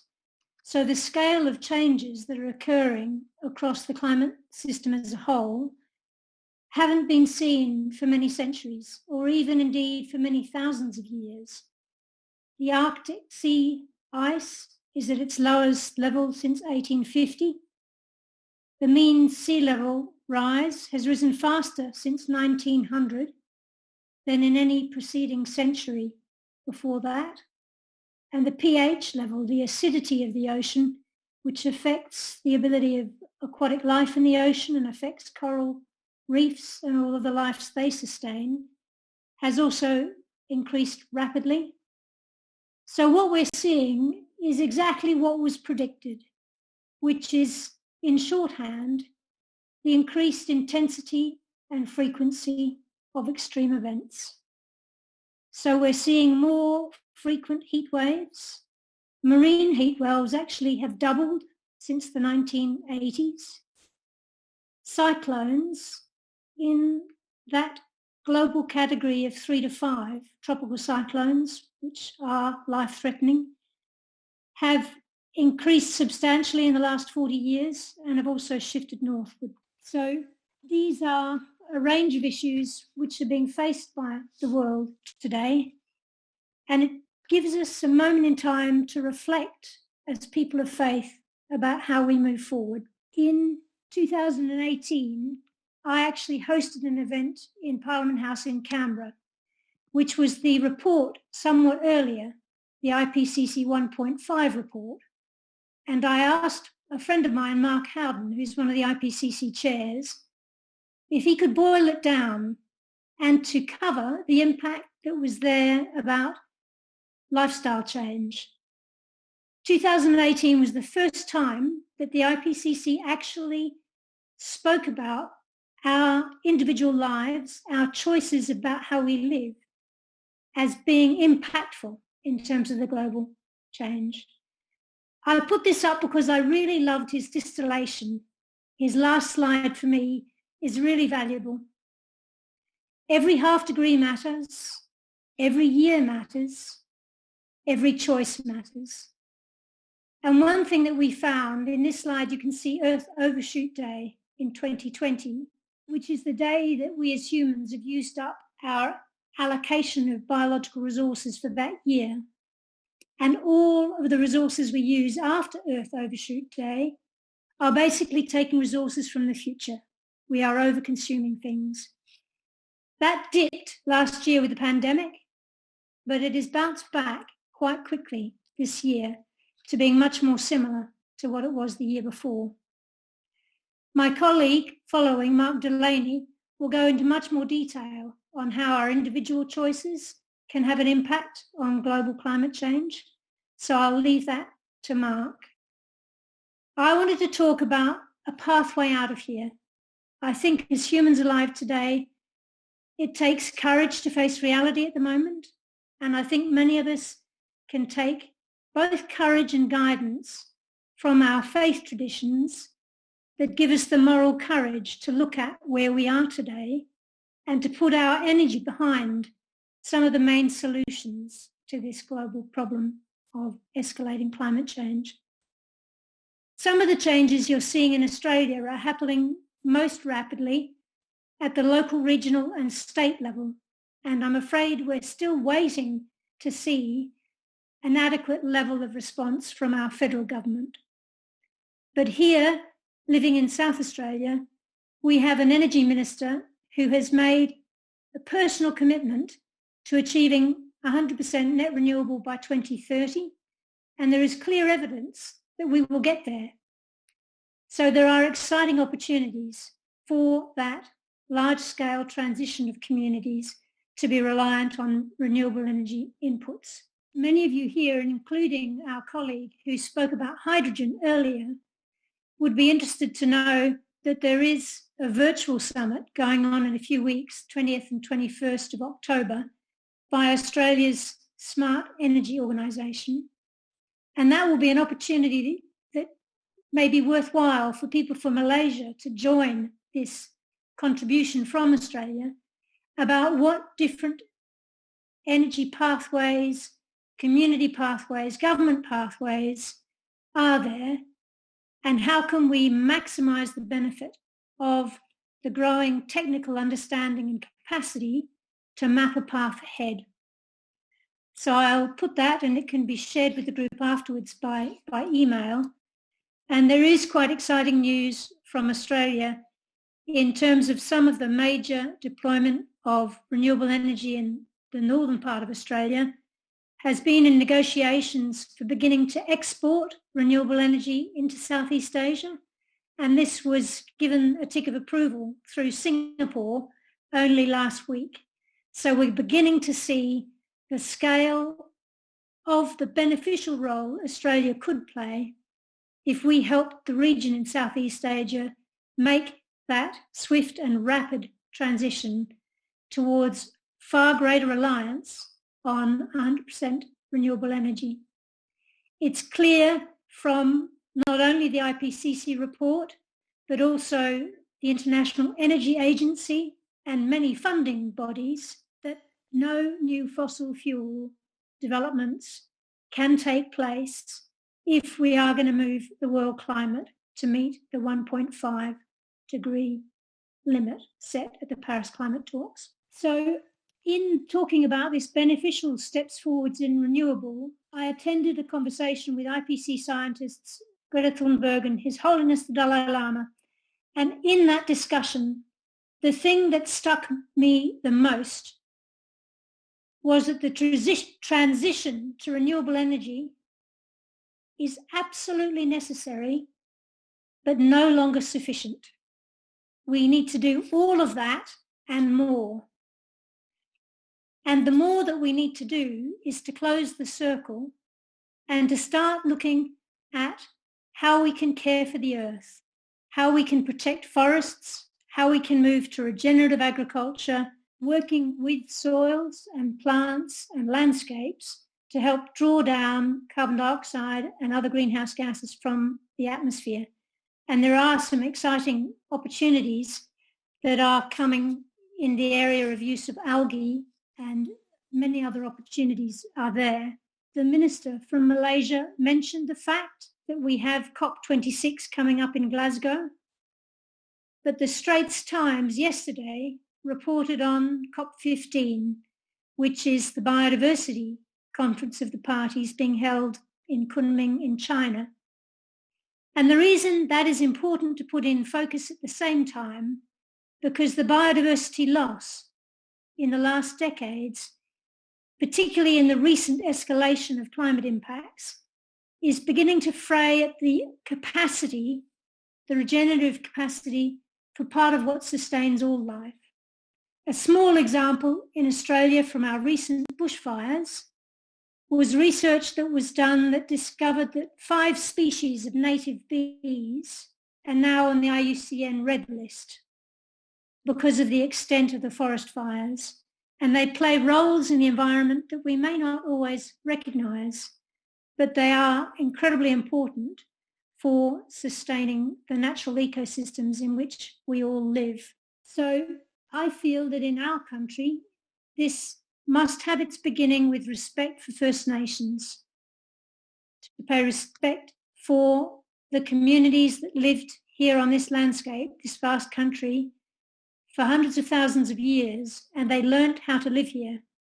Particularly after the fire, there are a lot of cultural knowledge about cool burns early in the season that can reduce fuel loads and improve penetration of water into soil that actually brings in more species and improves the water holding capacity of the soil. So we're not drying out the system. We're working with cultural practices to reduce the risks. So in moving forward, I think there are many, many opportunities to start looking at these nature-based solutions. They're also called ecosystem services, the things that nature does for us that we might take for granted, but which are incredibly important for maintaining life as we know it on planet Earth. I've also put up here the Sustainable Development Goals because it's a nested set of complex problems, and with the escalation of impacts, you can see that the impacts of more intense rainfall in short periods of time, more cyclones, more flooding, this has a huge human impact in our region. So for people of faith, one of the aspects is to look and make sure that there is sufficient funding going to agencies like UNESCAP that looks at disaster management. There's also a role for chaplaincy in support for the displaced, and an important role for looking at how we can provide safety, clean food, water and shelter for people that are then forced to migrate due to climate change. This recent Asia-Pacific disaster report identified various climate disaster scenarios, and as countries devise robust systems of early warning and responsive protection, fewer people are dying from natural hazards. Yet, and I quote, most countries are still ill-prepared for multiple overlapping crises. Since the COVID pandemic, there have been also multiple natural and biological disasters in the region, while climate change continues to exacerbate those impacts. Climate variability and the increase in extreme temperature fluctuations can affect the frequency and intensity of disaster and make certain places and certain populations more vulnerable. Climate change is thus not only a hazard in itself, but it also exacerbates the interactions between biological and other hazards, which in turn affect the underlying risk drivers of poverty and inequality in a vicious cycle. I think, again, as people of faith, and at this time in the world's history, I think it's important that we learn to look after ourselves and to look after our communities. And in that, there are things we can do at the individual level, but there's so much more we can do collectively. So where people are drawn together in a community, particularly a community of faith with shared values for the future, then there is enormous power in coming together. However, unless we tackle that third dot point of the global, the policy, the political level, then I'm afraid it's like a game of snakes and ladders. We put enormous effort into climbing up, slowly up the ladder, and then we might put our foot on the snake of bad policy and slide back down to the bottom of the... And we don't have time to lose 10 years.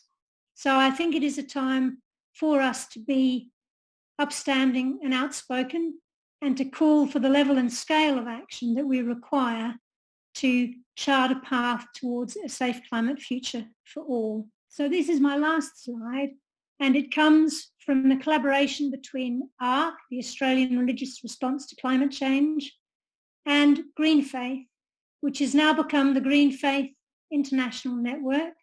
And I'm so delighted to be able to say that because I met Green Faith when I went to the Paris climate talks, and they had done enormous work in getting faith leaders around the world to sign documents calling for all countries to swiftly sign, ratify and implement the Paris Climate Accord, which was taken to the UN chapel the following year.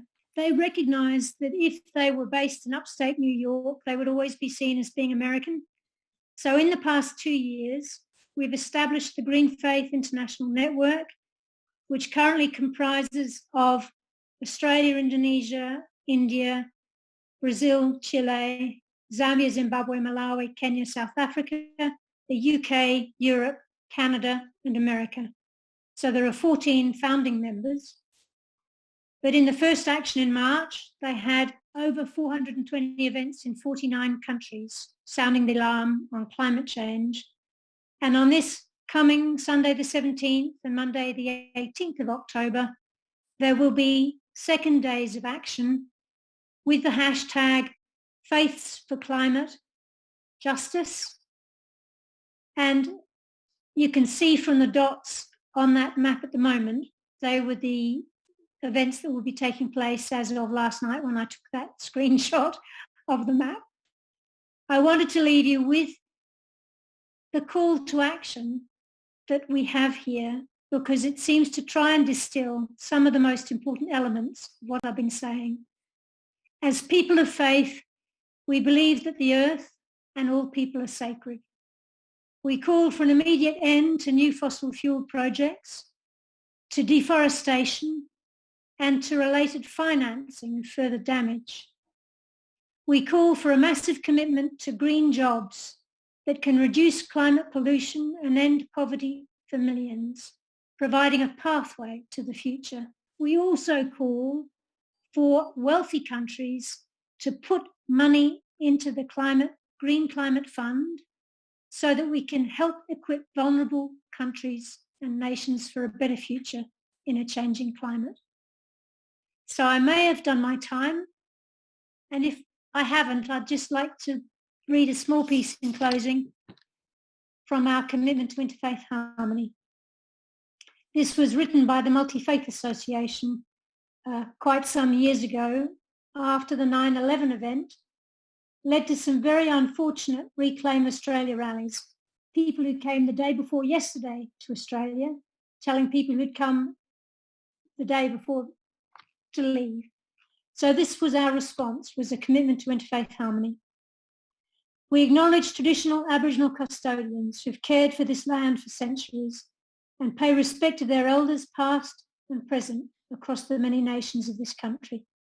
We bring greetings from our faith communities to the governors, elected representatives, mayors, councillors, and all the peoples of Australia and Malaysia. We offer our common commitment to seek to live together in peace and goodwill. We affirm our desire to promote respect and understanding for each other's beliefs and cultures and traditions. This desire arises not only from our common humanity, but from our being people of faith and people of prayer. We recognise that as neighbours, we have responsibilities to the community, to the world, and to ourselves. We seek to reduce the threat of climate change to our earth and to future generations, and commit together to reduce our emissions and support vulnerable communities. We seek to live in harmony with each other and the environment that sustains us all, taking only what we need and sharing our resources. We therefore urge all citizens of all faiths and none to put aside intolerance, prejudice and divisiveness, and to strive for peaceful and fruitful coexistence in our country and the wider world. Thank you very much.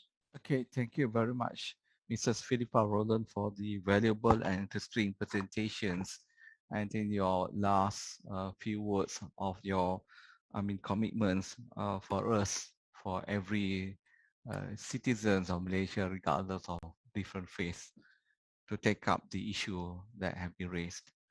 Ladies and gentlemen, we would like to continue with our third speaker from Australia, Mr. Delaney, with the Australian Region's Response for Climate Change. Mr. Delaney studied at the University of Queensland, completing law and commerce degrees before practicing law briefly. He married Katie in 1993 and they left for India in 1995. Their two sons, Tom and Oscar, were both born in India and have spent much of their lives there. As a family, they have lived and worked with the poor in slums in North India for much of the last 26 years, assisting residents to become literate and to access government entitlements. Mark completed a Master's in International Development from MIT in 2005. While the climate emergency threatening to neutralize many hard-fought developmental gains in India and elsewhere, Mark's focus has shifted to the climate emergency in the last 7 years.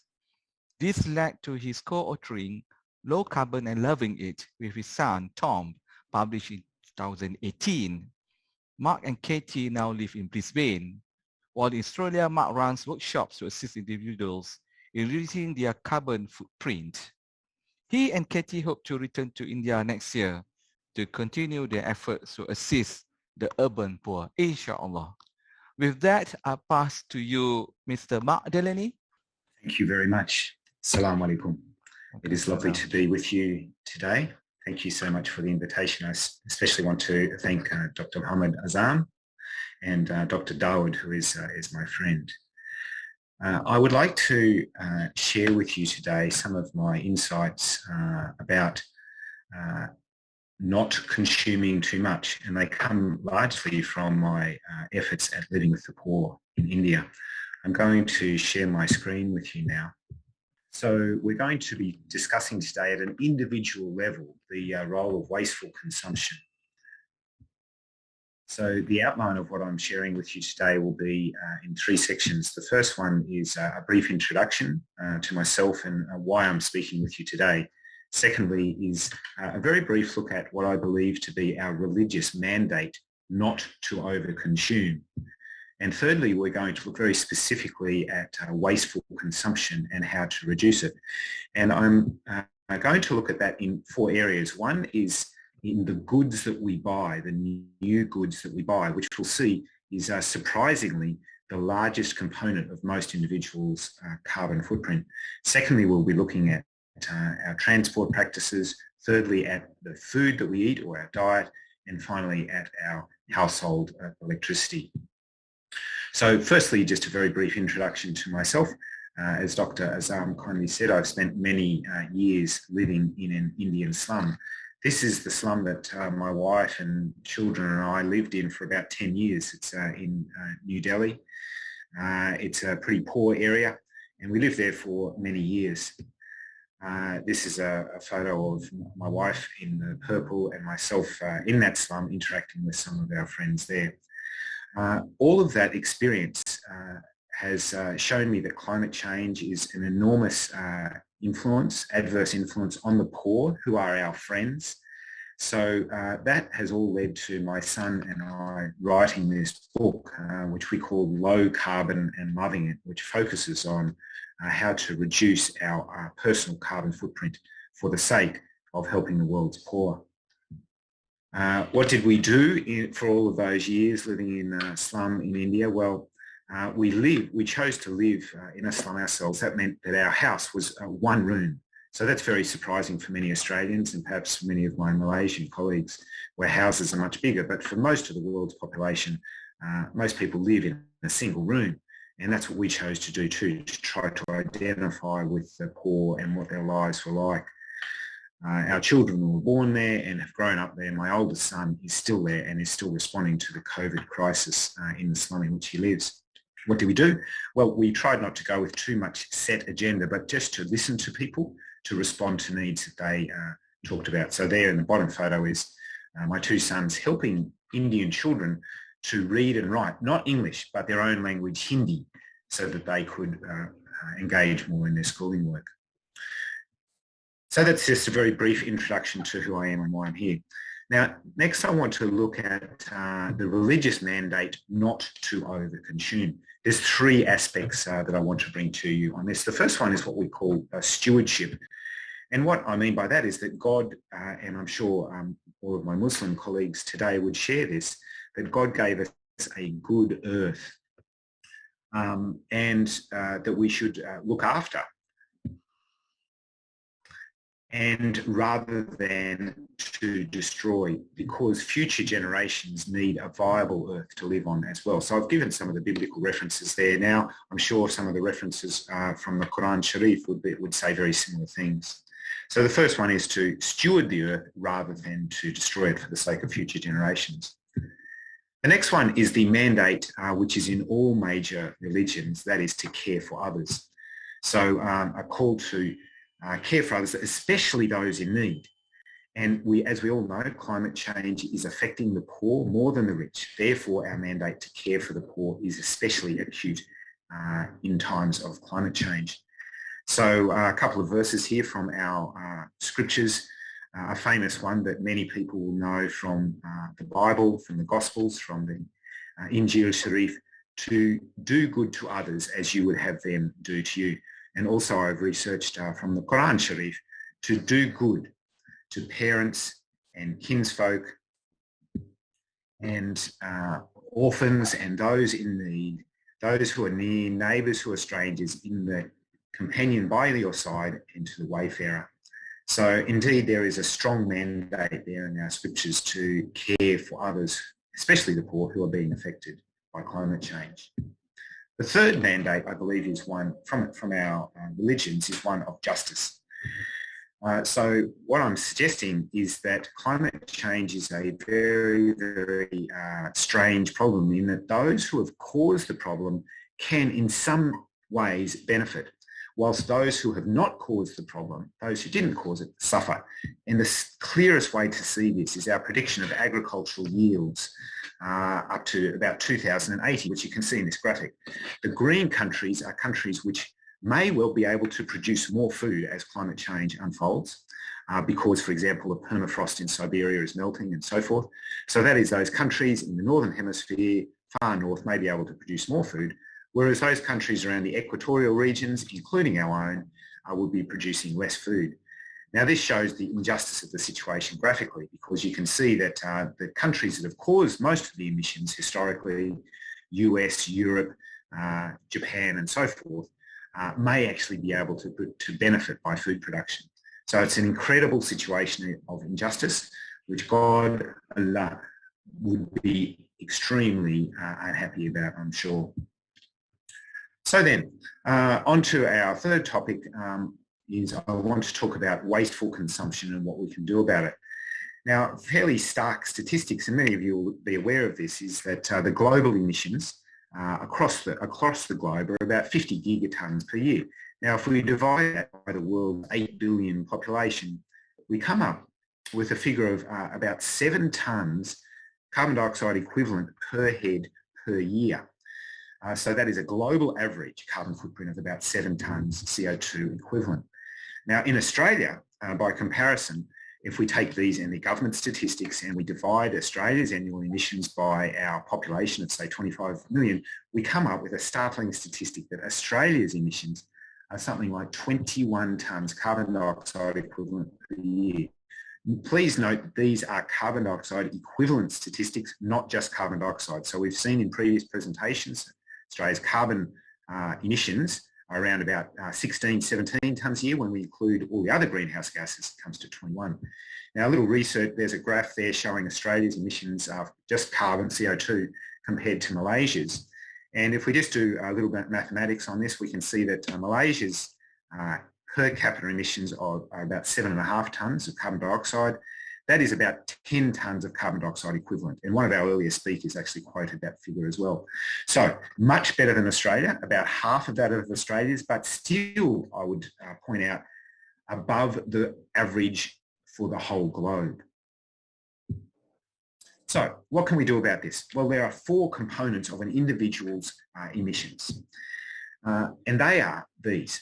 The first one is the new goods that we purchase. And that's simply because every new good that we purchase has embedded carbon emissions. Every laptop you buy, every shirt you buy, every pair of shoes, every table, every chair has embedded emissions because it required resources and energy to manufacture that product. Now, of the Australians' average annual carbon footprint of 21 tonnes, about a quarter of that is actually the products we buy. Now, that's very surprising to many Australians. Most Australians think, oh, it's because I drive a lot, because I fly, because I eat red meat, etc. The biggest component is the new products that we buy. And I dare say that that would be the same in Malaysia. The second component, of course, is from travel, because we drive a lot, we fly a lot. So in Australia, that would be about 4.5 tonnes of our annual carbon footprint. So roughly halve those for our colleagues in Malaysia. The third is our diet, the food that we eat, particularly that derives from cattle, because, of course, of the methane emissions. So that is red meat, dairy, and so forth. And the fourth and final one is our household electricity, especially if that electricity comes from coal-fired power stations. So they are the four areas in which any individual can reduce his or her carbon footprint. So I'm going to go through those in the brief time that we have left, each of those areas. So first of all, we're going to look at the goods that we buy. And I'll divide each of these into things that individuals can do to reduce their consumption and their carbon footprint, and things that governments might do, and that's in, I've got some policy recommendations. So suggestions for individuals. Probably the biggest one is to use the products that we have through to the end of their lives. This is a poster, an advertisement that I saw near my house the other day saying, do you want a new phone today? If so, you know, go here and do this thing. Often people think, you know, my phone, it's the wrong color, it doesn't have enough megapixels in its camera, my neighbour's got a better looking phone, I'm just going to throw this one away and get a new one. We are all prone to that temptation, and Dr. Daud talked eloquently about that temptation. So probably the biggest thing we can do is to use the product through to the end of its life. Secondly, to repair things when they break. Now, we're tending to lose the skill. About 50 years ago, I'm sure in all of our societies, we were much, much better at repairing things when they break. But that's a lost art that we need to reclaim. Rather than, if it's a little bit broken, throw it away, buy a new one to repair what we already have. And the next one is an interesting one, and that is to jointly use some goods which are of low frequency use. For example, a lawnmower. Or even washing machines or things like that, that we might use only maybe once a week or something like that. So in Australia, the marketing industry encourages every Australian family to have a lawnmower, even though they only use it once every week or once every 2 weeks. It's the perfect thing with your neighbours to purchase one and to share it together. It also promotes community. And the final suggestion is to buy things second-hand if possible. Now, through Gumtree and other amazing software, that we can do this very, very easily. Now, almost every single thing that I own is purchased secondhand, from my laptop that I'm speaking to you on now, to my sports jacket that I'm wearing now, to my shirt that I'm wearing now, to my just about everything that I'm absolute fine in its quality. So that's a very, very good way to reduce our emissions as an individual. Policy suggestions for the government. I'd suggest the Australian government is looking at this right now, legislation that forcing manufacturers to allow a product to be repaired rather than just thrown away. I'm not sure if Malaysia has that legislation or not. If it doesn't, I'd encourage the Malaysian government to consider it. Secondly, also legislation around the minimum lifespan of goods. So for example, we could have legislation saying a car must last for at least 8 years. A washing machine must last for at least 5 years, etc., to stop manufacturers doing a thing what we call planned obsolescence. So that is designing a product to break so that people have to purchase a new one. The second of our four then is transport. What can individuals do there? Well, of course, flying is a very big one. Every long-haul flight we take, even if it's, for example, to go to visit relatives in Southeast Asia or go skiing in Japan, will be a minimum of 2 tons of carbon dioxide for that long-haul flight per passenger. If we take a much longer flight, for example, from Australia to Europe, we're looking at more like 6 tons. It's a massive component of many people's carbon footprint. So fewer long-haul flights. Of course, electric cars have a big role to play here. That the quicker we can move over to hybrid or electric cars, the better, especially if that electricity is produced by solar or wind or renewably rather than from coal-fired power. Then, of course, to bicycle more or even live car-free. Now, this might be surprising to you, but my wife and I, our family, we have never owned a car. We don't intend to own a car, and we live perfectly happy lives. We're very, very content with it. We ride our bicycles a lot, we use public transport a lot, and we walk a lot, and we do absolutely fine. Policy suggestions for our various governments would be to have legislation to simply phase out fossil fuel cars by, for example, 2030, that they are no longer legally to be allowed to be on the roads.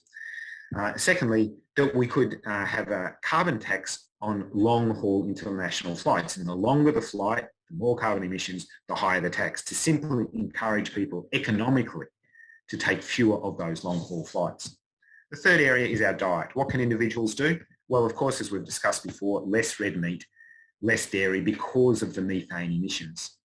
And that obviously leads to having a greater plant-based diet. Now, I know this is problematic for some of my Muslim friends, where red meat is a big part of the culture, but nevertheless, it is doable to eat less red meat. Also, reduced packaging in our foods. Now, I'm sure our friends in Malaysia have much less, or hopefully have less packaging. Australian supermarkets very over-packaged food, so we need to reduce that. And also to buy foods that are produced locally, rather than those that have been flown in from overseas. What could governments do about this? We could have carbon labelling on foods, for example. So just as we have nutritional labelling on foods, so we could have carbon labelling. What is the carbon footprint of this particular food? We could also restrict advertising which encourages overconsumption. For example, buy one, get one free. This type of advertising just encourages overconsumption and exacerbates the problem. And the last one then, our household electricity.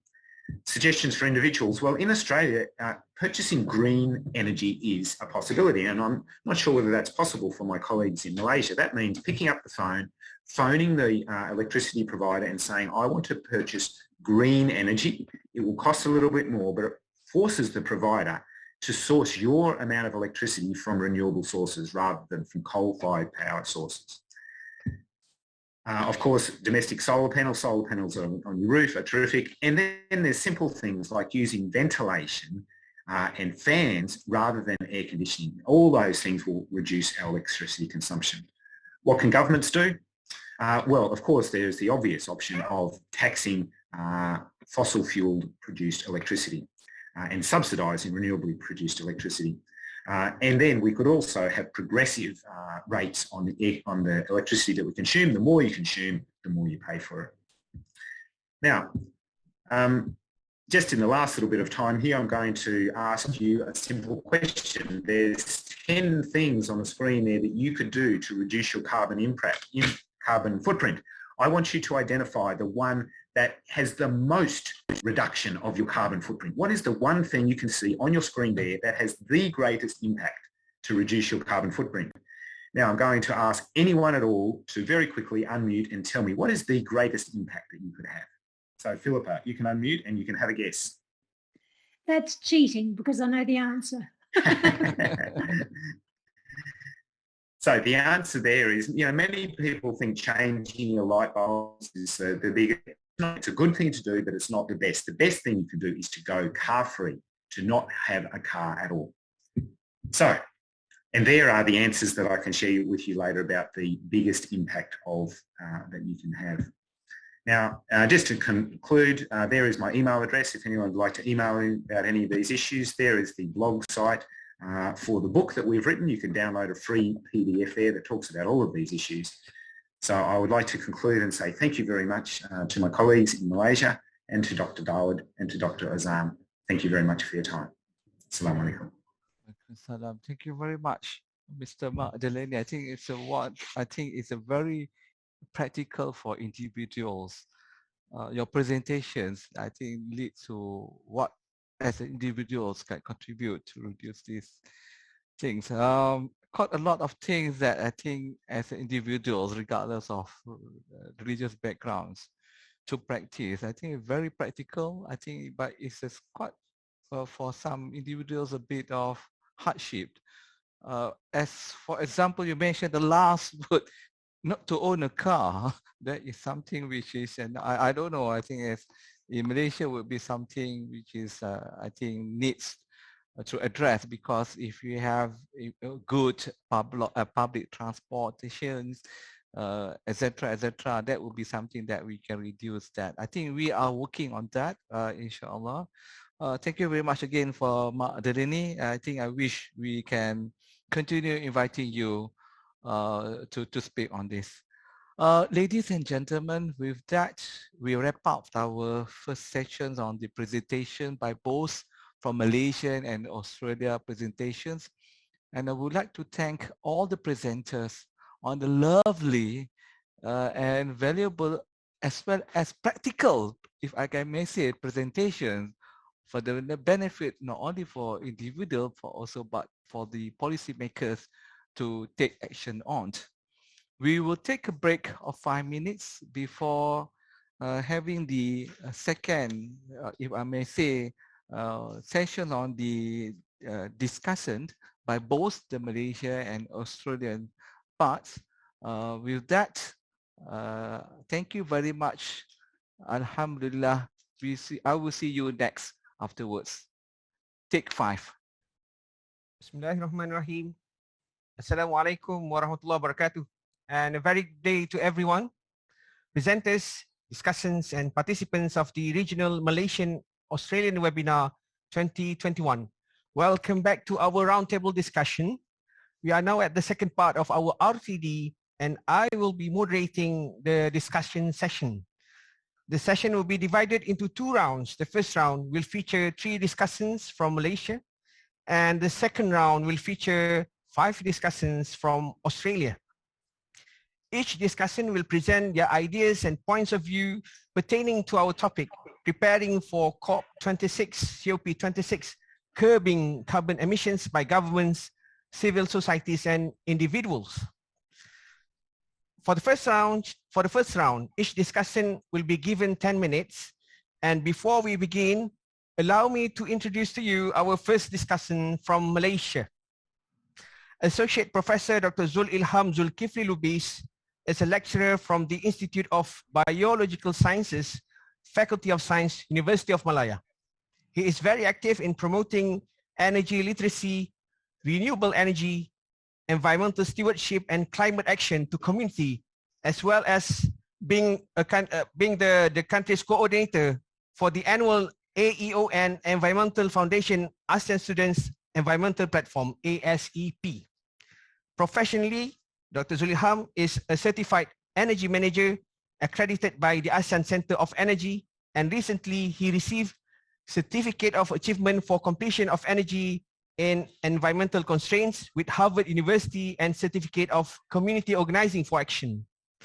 He is currently exploring energy and environment research area with special focus on biomass science and bioenergy, assessing the nexus between the utilization of non-edible natural resources, biomass, and agricultural residues, which is abundant in Malaysia, into sustainable bioenergy. So ladies and gentlemen, let us welcome our first speaker from our first discussant from Malaysia, Dr. Zul Ilham. Thank you, Dr. Razi Ahmad. I would like to confirm whether you could hear me well or not. Yes, it's very clear. You can proceed. Okay. Alhamdulillah, Bismillahirrahmanirrahim. Alhamdulillahillazi anzala ala abdihil kitab wa lam yaj'al lahu iwaja. First of all, thank you, IAIS, Prof. Hashim Kamali, Prof. Azam, Dr. Razi, and the Australian partners and organizers for the invitation as a discussant for this regional Malaysian Australian webinar preparing for COP26, curbing carbon emissions by governments, civil society, and individual. Assalamualaikum and a good day, everyone. I've learned a lot throughout the morning from our 7 speakers, and we'll start with a little bit with a recap on the points raised. It should be noted by all of us that for the past 30 years, world governments have met nearly every year in this conference of parties, COP. This year, it will be in Glasgow, and it will be the 26th iteration, postponed by a year due to COVID-19 pandemic, to forge a global response to the climate change, or now many refer to it as climate emergency. Under the 1992 UNFCCC, United Nations Framework Convention on Climate Change, every country on Earth is treaty bound to avoid this dangerous climate change. However, instead of the word avoid, I always emphasize in my talk and my lectures that we should focus more on the word mitigation and adaptation measures as a mechanism of response towards climate change. We started early today with Prof. Ramli discussing energy security and the future of hydrogen as a potential new fuel to mitigate the effects of climate change. Later, Dr. Shaikh of IKIM mentioned the need of the society, including religious institutions and communities, to participate in the dialogue and climate actions. Professor Dato Sri Zaini Ujang, the Director General, later in his officiating speech pointed out that government of the day is committed to zero carbon emission by 2050. And among the highlights that he mentioned is that we aim to target 45% greenhouse gases emission intensity reduction by 2030. And this is 10% higher than our previous target before this.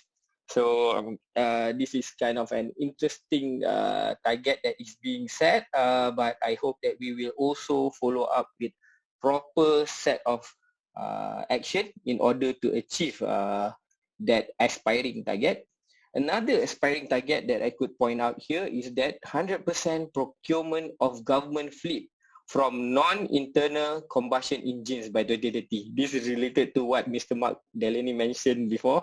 No, we should not, if we don't use car, it will contribute more towards reducing the greenhouse gas emission.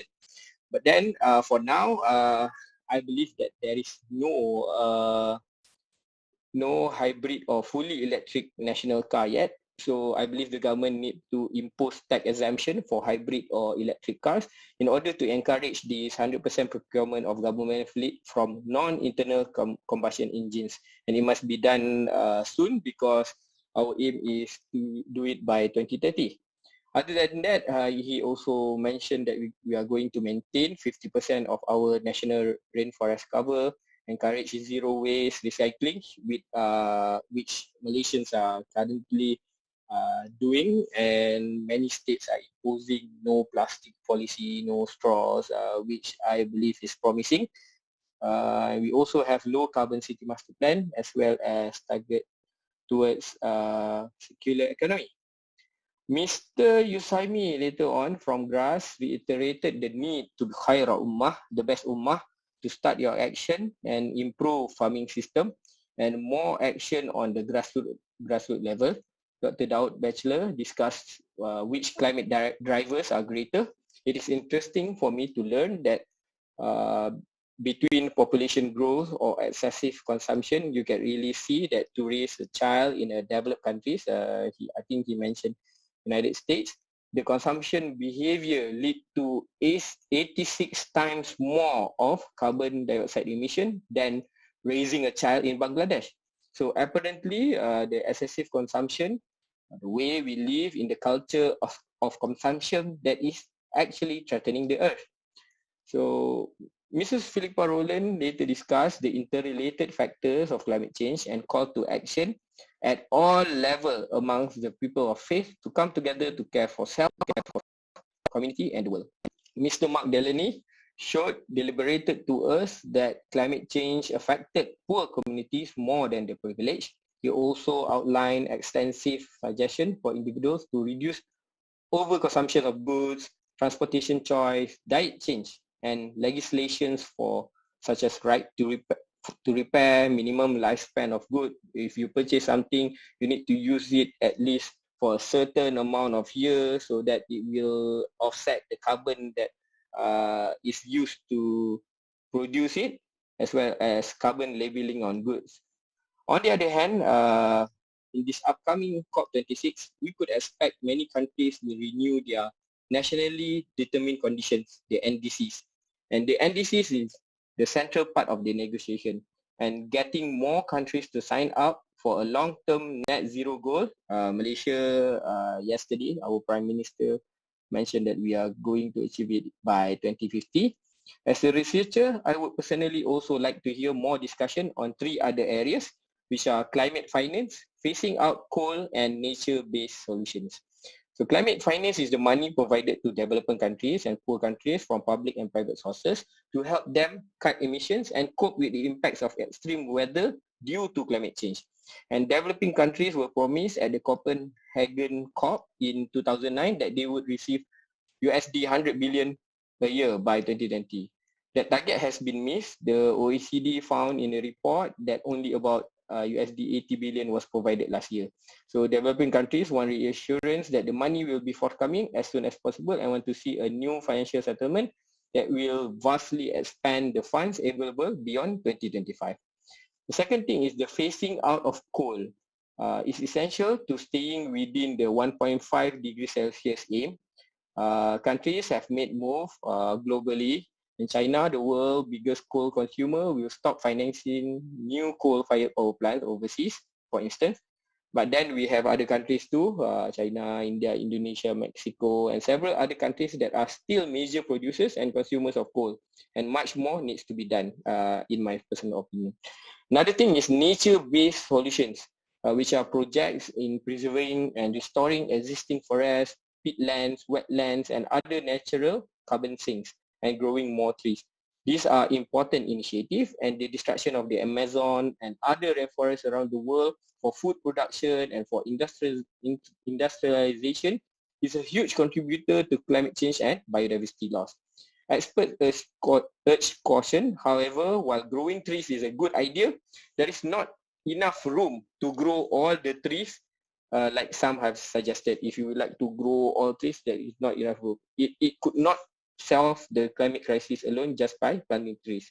Fossil fuel use must also be reduced significantly in favor of the renewables. There has also been progress on issues such as methane, a greenhouse gas that can heat the planet 80 times more than carbon dioxide, and this need to be our focus too, which come from animal husbandry, agricultural waste, oil drilling, and other fossil fuel exploration. Interestingly, we should form partnership to cut global methane emissions too, not just carbon, which recent researchers found could mostly be achieved at little or no cost. So there are low-hanging fruits that we could reach out first in order for us to approach towards this climate change mitigation. That's all for me for now, and I believe other discussion will wrap up from various perspectives later. Thank you. Thank you, Dr. Zul Ilham, for recapping all the key points by our presenters and also enlisting the targets that we should achieve pertaining to the strategies of mitigation and adaptation to face the challenges of climate change. And I'm also interested with his point on the climate finance, the consumption of coal, and the nature-based solutions. And now let us move to our second discussant from Malaysia, Mr. Fauzi Omar Bashir Osman. Mr. Fauzi is the head and general manager of Petronas Research Sdn Bhd. He is also head of Facilities of the Future, Group Research and Technology Petronas. He has more than 20 years of working experience in technology and engineering, covering energy and automotive industries. His current leadership role focusing on developing technologies and solutions for industry use in automation, remote operations, robotics, data science, subsea equipment, offshore renewable energy, advanced materials, and decommissioning technologies.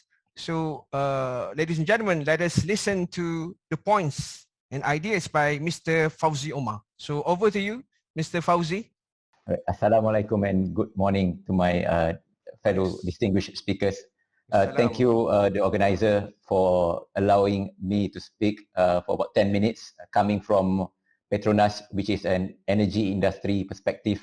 So let me share my thoughts and ideas on the subject of preparing for COP26. I will deliver this in the form of presentation, if you don't mind. So I would like to share my screen to the fellow audience. So as pointed by Dr. Razi, yes, my day-to-day job is to develop technology and solutions. Therefore, for my sharing, I'll be covering that aspect. But before we do that, allow me to do a tour of the landscape. Let's look at the landscape of CO2 emission. So Malaysia is quite easy to remember. We are the 007% in terms of emission of CO2. So relatively speaking, we are small in proportion, but definitely we are very much impacted by climate change. Why I would say that is because of this. If we pull out a data or a study done by NAHRIM, National Hydraulic Institute of Malaysia, they published this back in December 2019, which relates the rise of sea level impact to our land, especially in Malaysia, Peninsula and Sabah Sarawak. I believe similar studies have been done for Australia and worldwide. What is very clear from this study is that rising sea level up to about more than 0.5 meters is very damaging to our land, the use of lands and communities as a whole. So this is very alarming as it is. So the point I'm saying here is For a country like Malaysia, yes, we are small in proportion of CO2 emission, but we are impacted. Therefore, our immediate action is we have to be louder and clearer in stating our positions to address climate change. And if we take the same analysis further, just look at how much Malaysia is emitting CO2. We are about 250, close to 250 metric ton back in 2016, around about the same figure all the way to 2019. We are blessed with the opportunity to convert land use and forestry to mitigate the emissions. So meaning to say that Malaysia is, we can address that by converting land use to address climate change.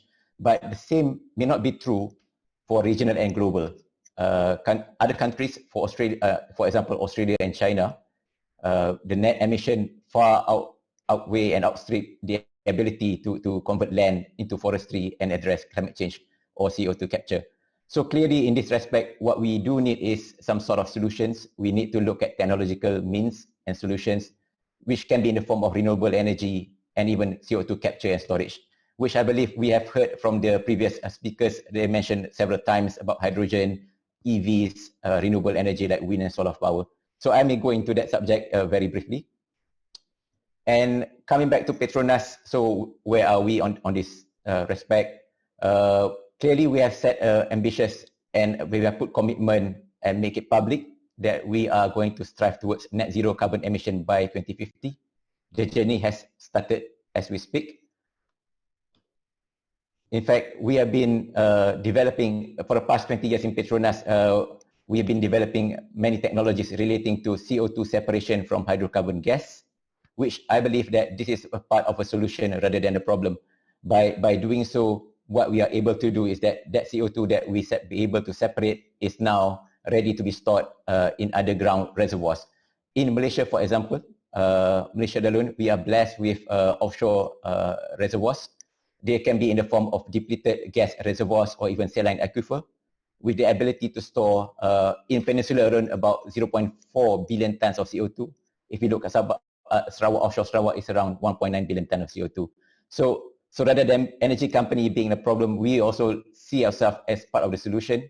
If we do our act right, the old reservoirs that we have or inherited could be used or repurposed as a means to store CO2, of course, in the form of underground CO2 storage. The same is also true for countries like Australia. In fact, Australia is being the bellwether of technologies when it comes to CO2 storage. There are giant and huge projects of CO2 storage underway, which we are closely monitoring, and we are emulating the same approach, which I think this region can do a lot more beyond Malaysia and Australia. Right.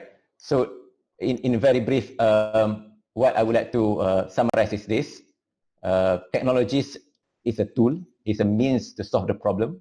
It is the how part. And when it comes to technology, we are very close to address by using technology to solve climate change issues. But what is also equally important before we talk about technology is about the belief and also motivation to do so. Clearly, we need to plan our actions, and some ideas or perspective that I would like to summarize. One of them is, of course, as we are here today, we are talking from the lens of religion.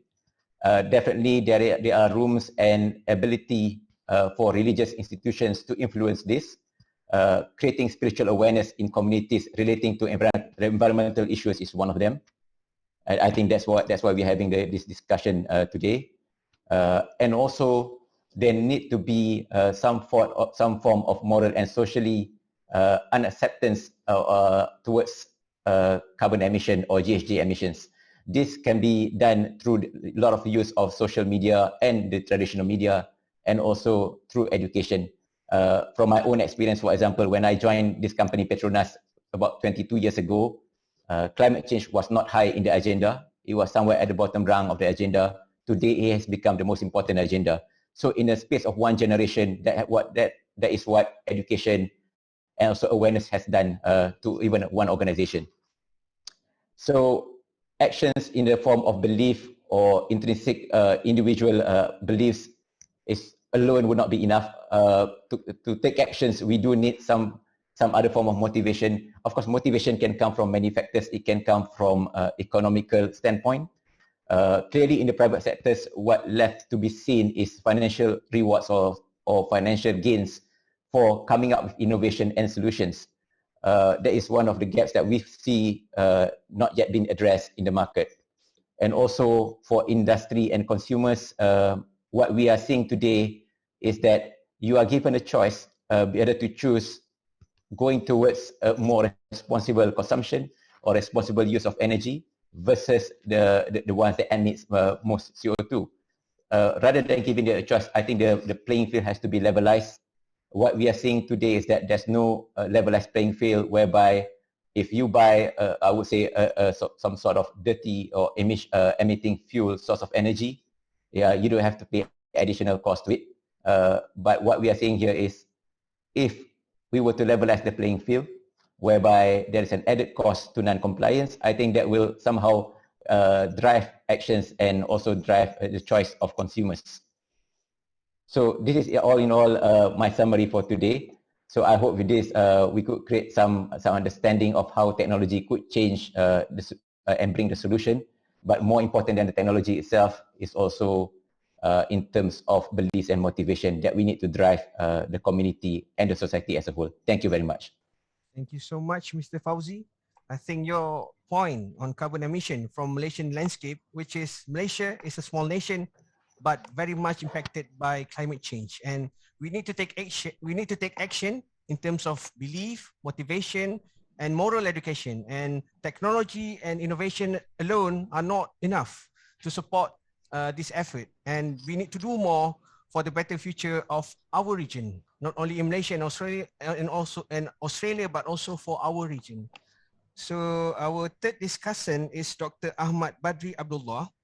Dr. Ahmad Badri is a research fellow and the head of science, technology, environment, and ethics unit at RAIS Malaysia. His research is focusing on Maqasid Sharia, the higher objective of Sharia, Usul Fiqh, contemporary Islamic jurisprudence discourse, particularly in the subject of system thinking and its application in Islamic philosophy of law. His research also includes the Islamic values and teachings pertaining to environmental protection and sustainable development. So without further ado, I would like to invite Dr. Ahmad Badri. So over to you, Dr. Ahmad Badri. Thank you, our moderator, Dr. Razi Ahmad.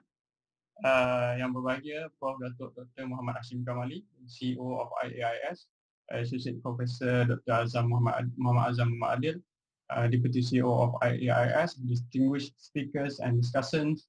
I think I am representing the host of today's event, so I would not take that much time. Just a couple of insights and perspective from my side. Responding to what we have heard, we have listened to the speakers this morning session. So can I share my screen? Can you see can you see my slide, Dr. Razi? Yes, we can see your slide. Please proceed, Dr. Badri. Okay, thank you. So this is maybe my response to what we have been listening, and this morning is this is maybe my topic of discussion, just a brief one that I put in the title, Adapting Systems Thinking in Developing Social Attitudes and Response Towards Climate Change.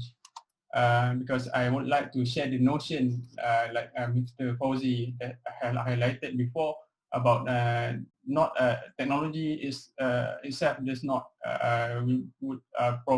provide us a solution regarding the complex issue like climate change. So I would like to introduce that system thinking is a cognitive framework by which individuals may perceive a phenomenon as interconnected and dynamic, and in the sense that changes in one system may alter other systems, and recognize that systems fluctuate in terms of pattern and cycles. So this may lead people to adapt pro-environmental values that would influence belief and attitudes on climate change. And this mindset also managed to mediate between worldviews, belief, and attitudes. This may create the tendency to see the world as interconnected, and this promotes the acceptance of the basic conclusion regarding climate change. A study done by Value in the US context indicates that high-score system thinkers are more likely to deem climate change is actually happening. I think like as a human-made phenomenon, I think Dato Sri Delaney Ujang also highlighted in his speech that some has also deemed climate change is a natural phenomenon. It's not a human-made phenomenon, but with a proper system thinking tools, we can see that it is actually a human-made phenomenon, and perceive it as a serious risk and value it as a personal issue that each and every individual should take action on their own. Each and every individual have the commitment and have the role to make the initiative and action to resolve this issue. So if traditional thinking is a linear cause and effect fashion of thinking, system thinking promotes a feedback loop thinking, whereby cause and effect influence one another in a feedback pattern. So if you want to promote to our society what kind of thinking that they need to have in the pursuit of facing the challenge of climate change, I think system thinking would provide the correct way of doing it. So another aspect of system thinking is it helps us, or it assists us in evaluating response to climate change.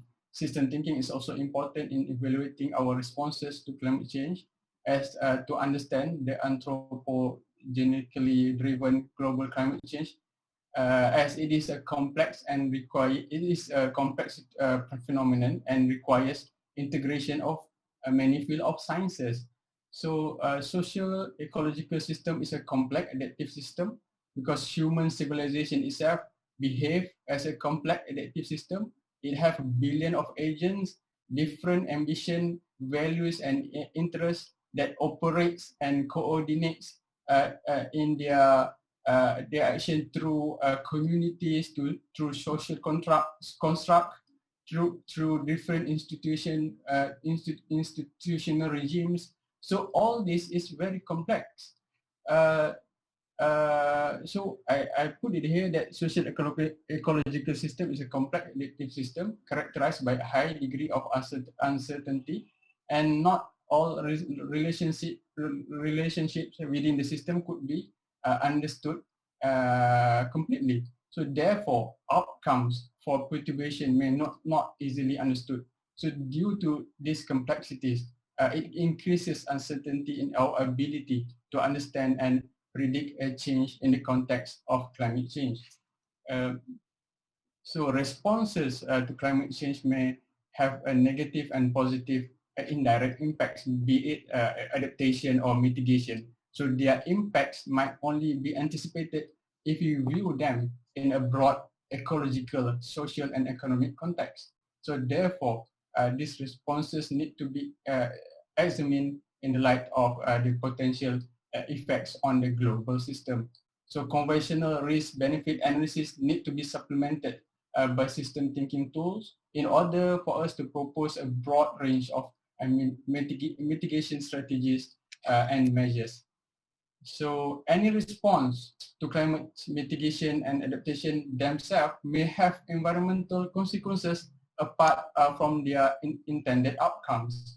So for example, substituting biofuels for petroleum could potentially result in a net increase of greenhouse gases and other environmental and economic consequences. So therefore, we need to be well aware of these facts in our proposed mitigation and adaptation strategies in curbing carbon emission and fighting climate change.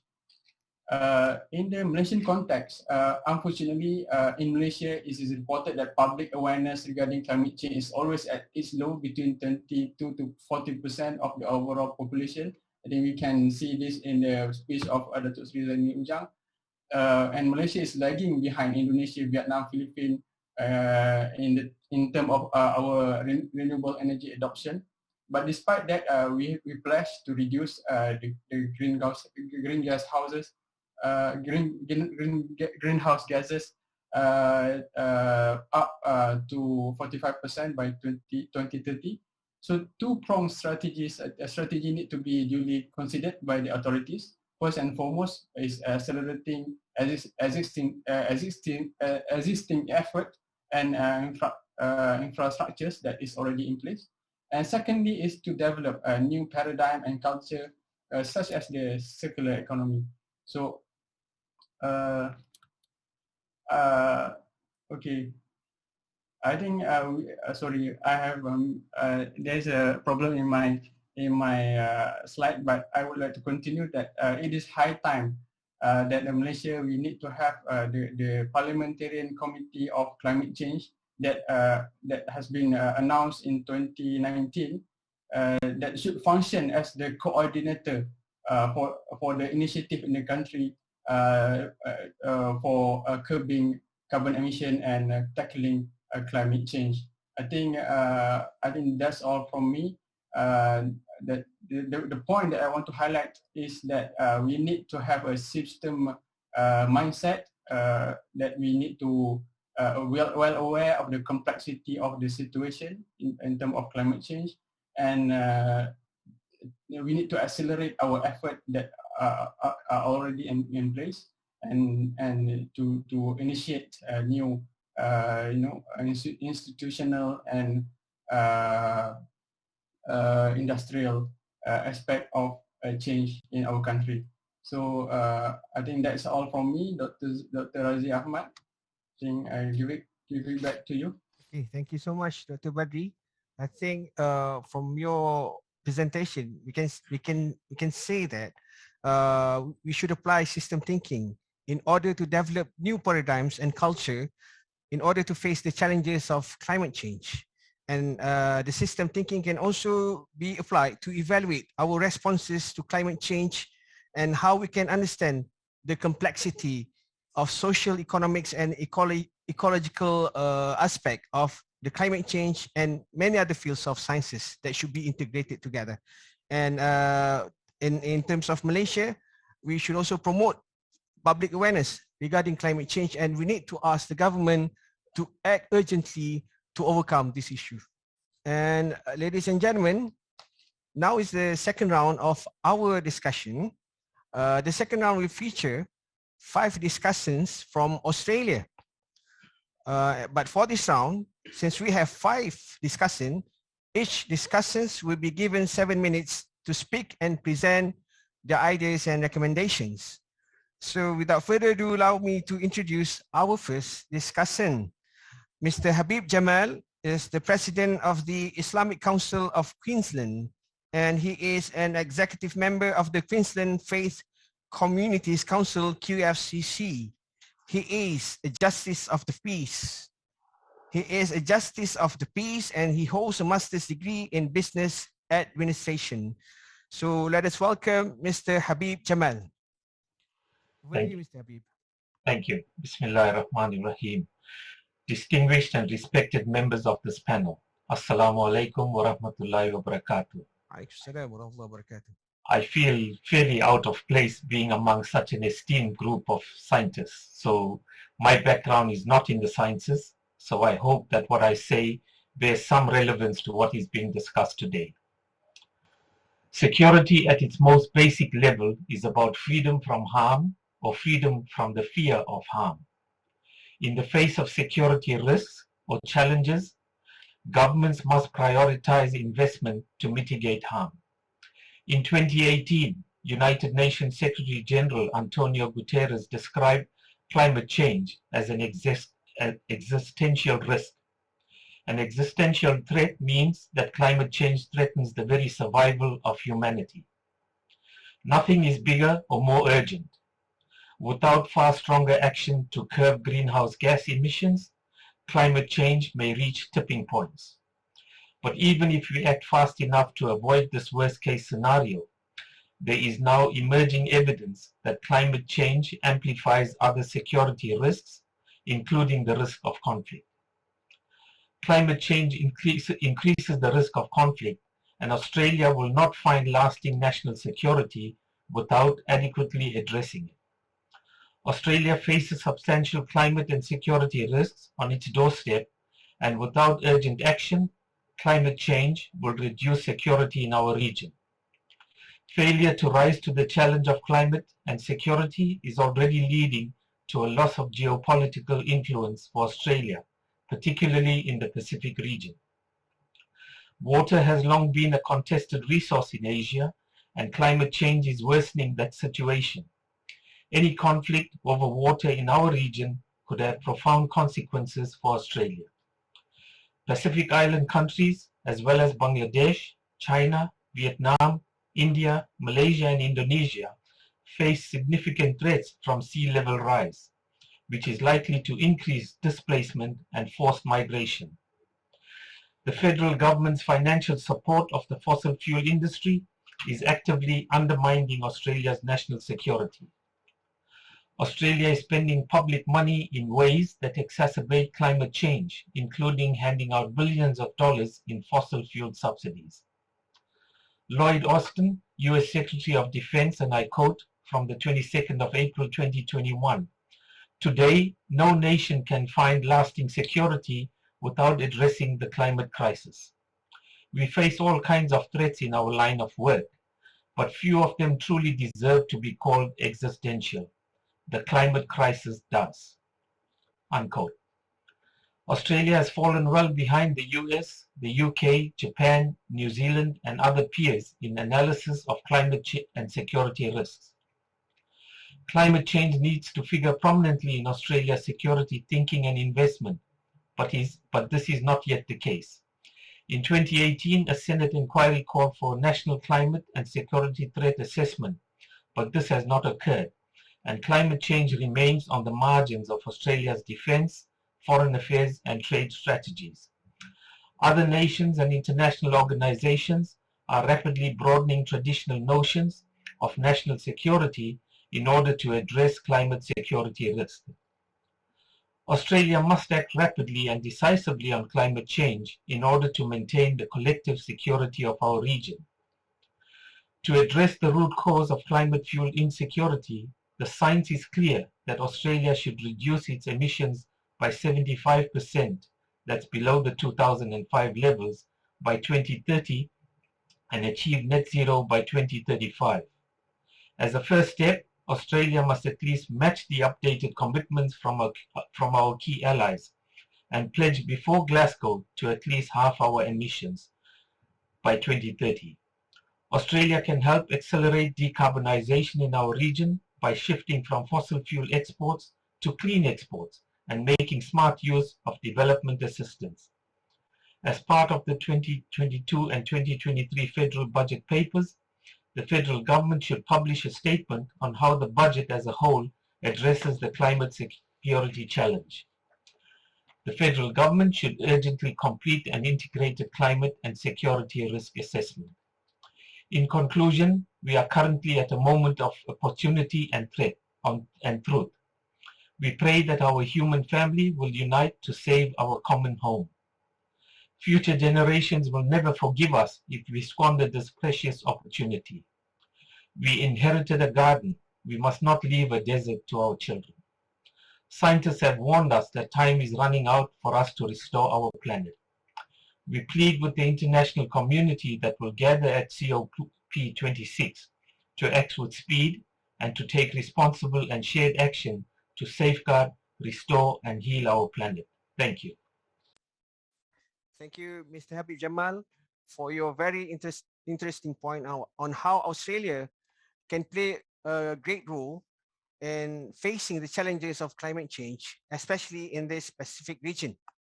And I think some of these issues should be done not only by the authorities but also by everyone, because as our time is running out, we are afraid that we don't have enough time to make any changes.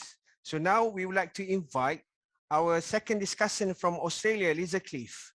Lisa Cliff is the Program Manager of Climate Action Network Australia, CANA.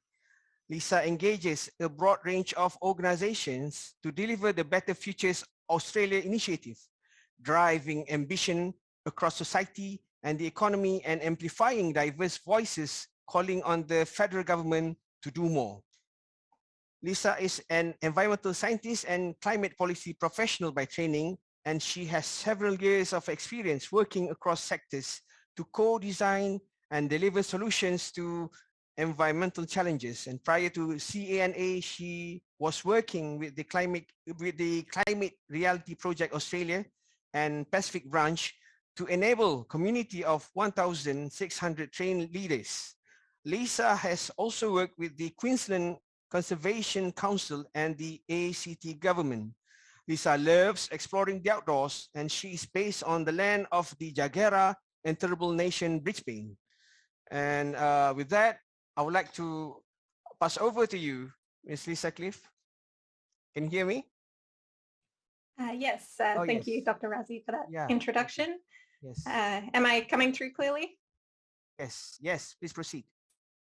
Wonderful. Thank you, everyone, for extending the invitation to this important discussion today. I've really enjoyed listening in and learned a lot from all of the speakers so far today. So I'm joining you from Mianj in Brisbane and wish to pay my respects to elders past, present and future on the Jagera and Turrbal country here today. I also would like to extend my thanks to Dr. Daud for associating Better Futures Australia with this event, and thank the organisers, all of you at the International Institute of Advanced Islamic Studies in Malaysia. So it's great to make this connection and learn a bit about all the great work that you are driving today.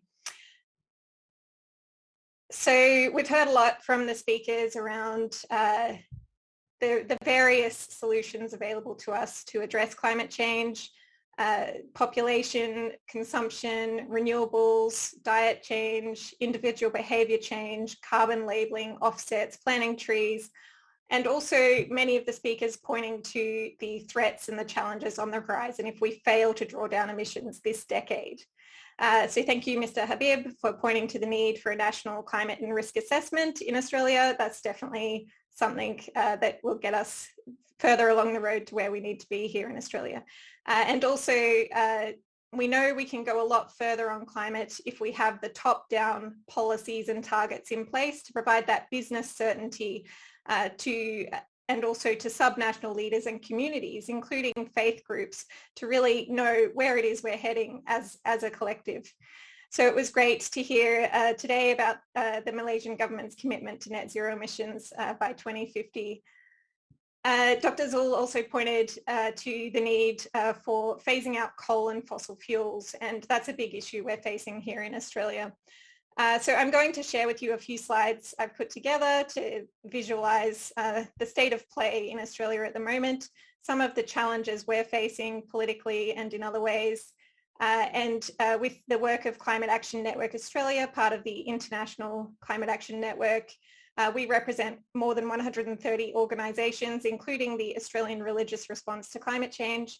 And we've been working with these organisations to develop a strategy to really bring together a clear and cohesive voice around what the changes are that are needed to deliver those initiatives and see the Australian public shift to where the future is going.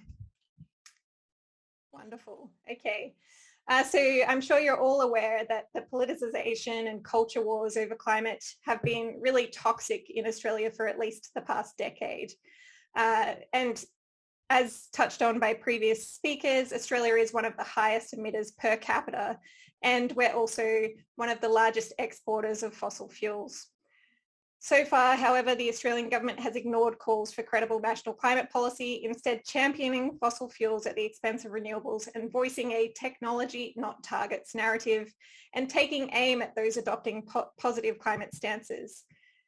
So as Mr. Fawzi pointed to, we need to see incentives and actions from the top down to really drive that transition. The Morrison government also, their 2030 nationally determined contribution is far too weak, and partnered with the creative accounting, really doing what they can to show that they're meeting and beating their targets. There's a lot of work to do, and we're still waiting on the 2050 net zero emissions commitment from the federal government. So with all that, we do have an opportunity in Australia at the moment. So every state and territory is committed to net zero emissions by 2050. Many of Australia's investors and big businesses have also made that commitment, and a commitment to 100% renewable energy. 3 states have also committed to halve their emissions by 2030, which is really positive to see. Combined with this, with the increasing international pressure, particularly from Australia's major trading partners, and it is forcing some movement at the national government level.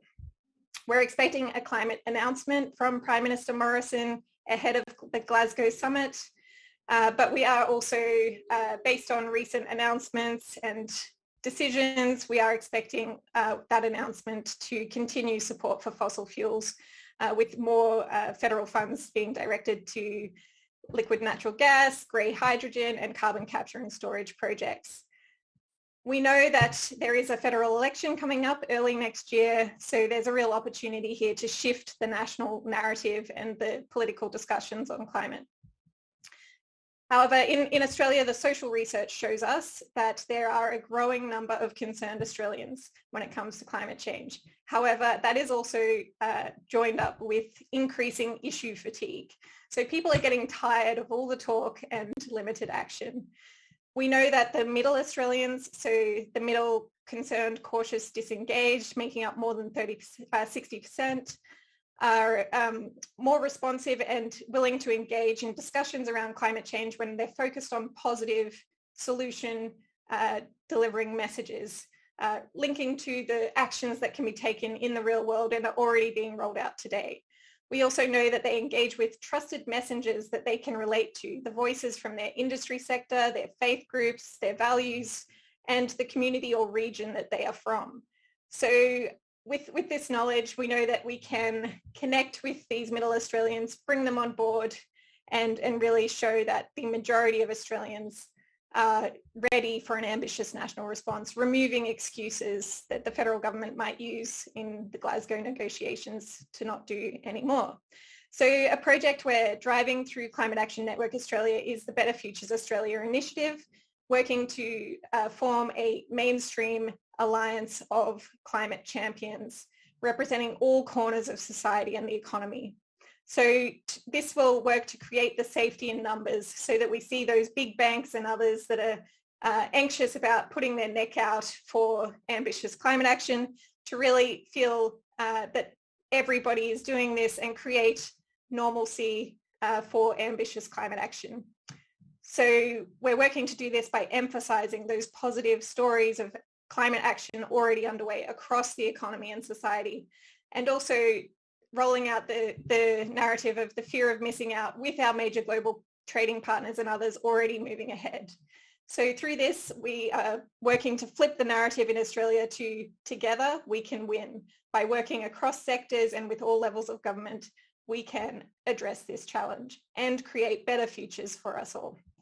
And as mentioned by the other speakers, we know that this means we have to do a lot more than was previously anticipated. So halving emissions this decade and reaching net zero well before 2050. So we're bringing on those middle Australian players, the conservative business and subnational government voices, such as Minister Keane in New South Wales, to really show that we can move beyond partisanship and consequently bring the Australian public and political parties into a positive, proactive stance on climate. We're having success so far in building this community, and it's great to have the likes of Dr. Daud and others across faith communities around Australia through the Australian Religious Response to Climate Change, adding the voices of faith communities to this collective call. So really, we're looking to the federal government to work with us. We are showing that the majority of Australians are ready for an ambitious national response. We want to see the Australian government's delegates at Glasgow go with the level of ambition needed to maintain warming to under 1.5. And by working together, we know we can do this. So thank you all for your contributions to protecting our climate. Thank you, Ms. Lisa, for your presentation. We just heard about the issues in Australia, especially the climate politics and the importance of top-down policy to lead the transformation in Australia, and also regarding the opportunities and threats pertaining to climate change and how to achieve the commitment to 100% renewable energy and net zero by 2050. And we hope that Better Futures Australia can coordinate the movement to get the response from the public. And also we wish you all the best for your program, for your next event, Global Race to Zero Summit. And now let us call upon our third discussant, Professor Dr. Shah Jahan Khan. Professor Dr. Shah Jahan Khan obtained his PhD and master's degree in the mathematical statistics from University of Western Ontario, Canada. He joined the University of Southern Queensland, Australia in 1993. Currently, he is the founding professor of statistics at USQ.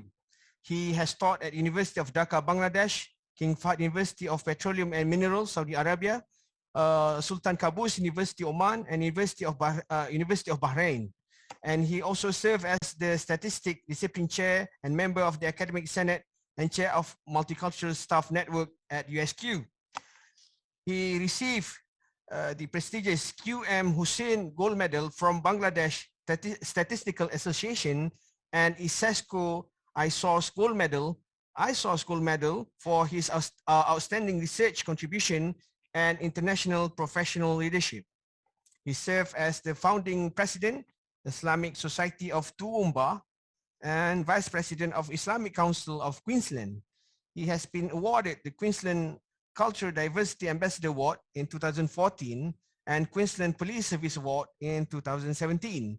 USQ Vice Chancellor's Award of Excellence for Community Service in 2013 and USQ Award of Excellence for Diversity and Inclusion in 2018. So ladies and gentlemen, let us welcome Professor Dr. Shah Jahan Khan. Okay, Bismillahirrahmanirrahim. Assalamu alaikum. Can you hear me? Yeah. MashaAllah. Well, first of all, Alhamdulillah, salatu wassalamu ala Rasulillah. I'm very delighted to be in this program, and I want to thank the organizers and the participants of this event. I think this is a very valuable event that is contributing towards the real exposure of the issues and finding real solutions to these issues. Now, I've been to Malaysia many times, Kuala Lumpur.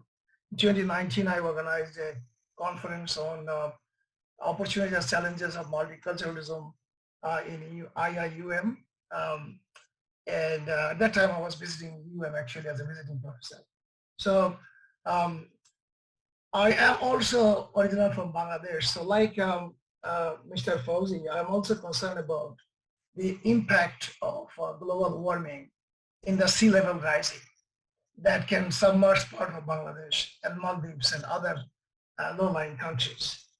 So this is a real issue that is affecting not only today, but also in future generations if it is not properly addressed. I am a region, also live in a regional city, Toowoomba, which used to get its drinking water from a dam called Kubi Dam. I went last month to see that dam. It's less than 20% water level there. The places where we used to feed fish years ago is all dry and trees are going there.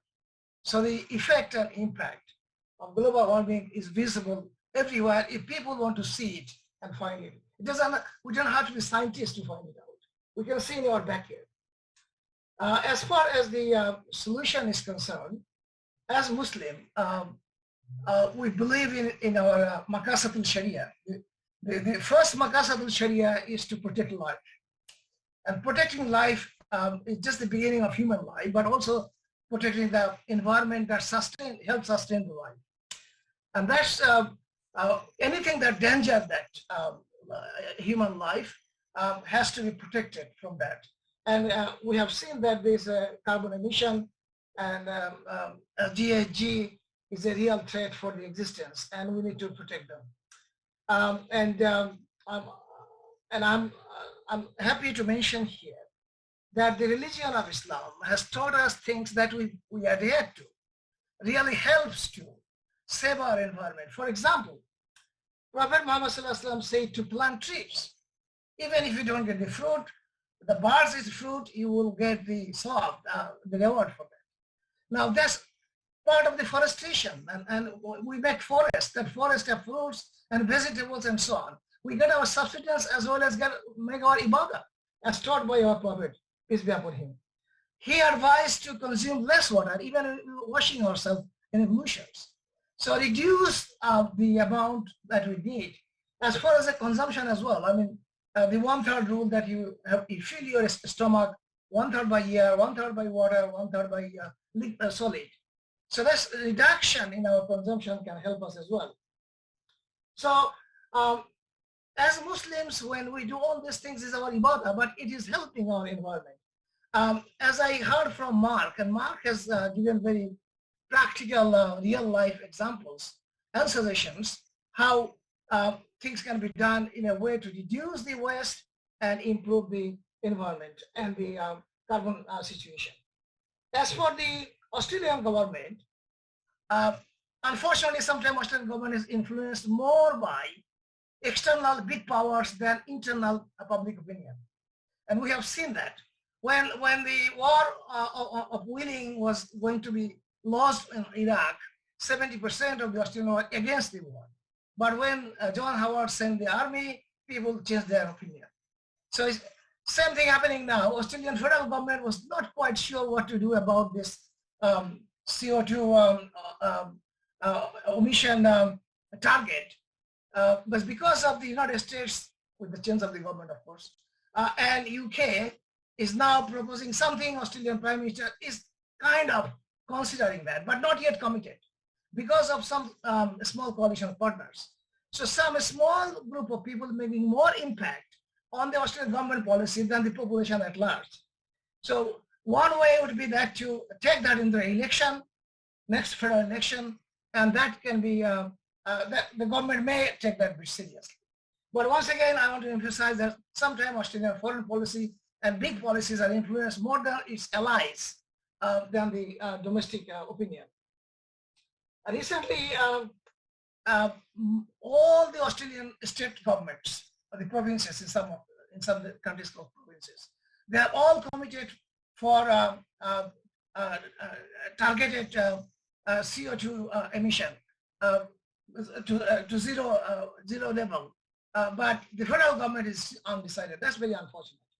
Some of the positive things happening in Australia in this regard, the businesses are gradually coming on board for green hydrogen and other things alternative to the carbon-based or fossil-based energies. And there has been good improvement.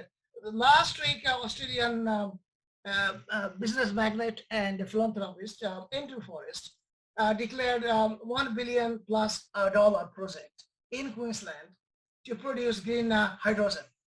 And this is the opportunity. Australia can take the lead in technology in the region and benefit out of it, economically, politically, and serving the region.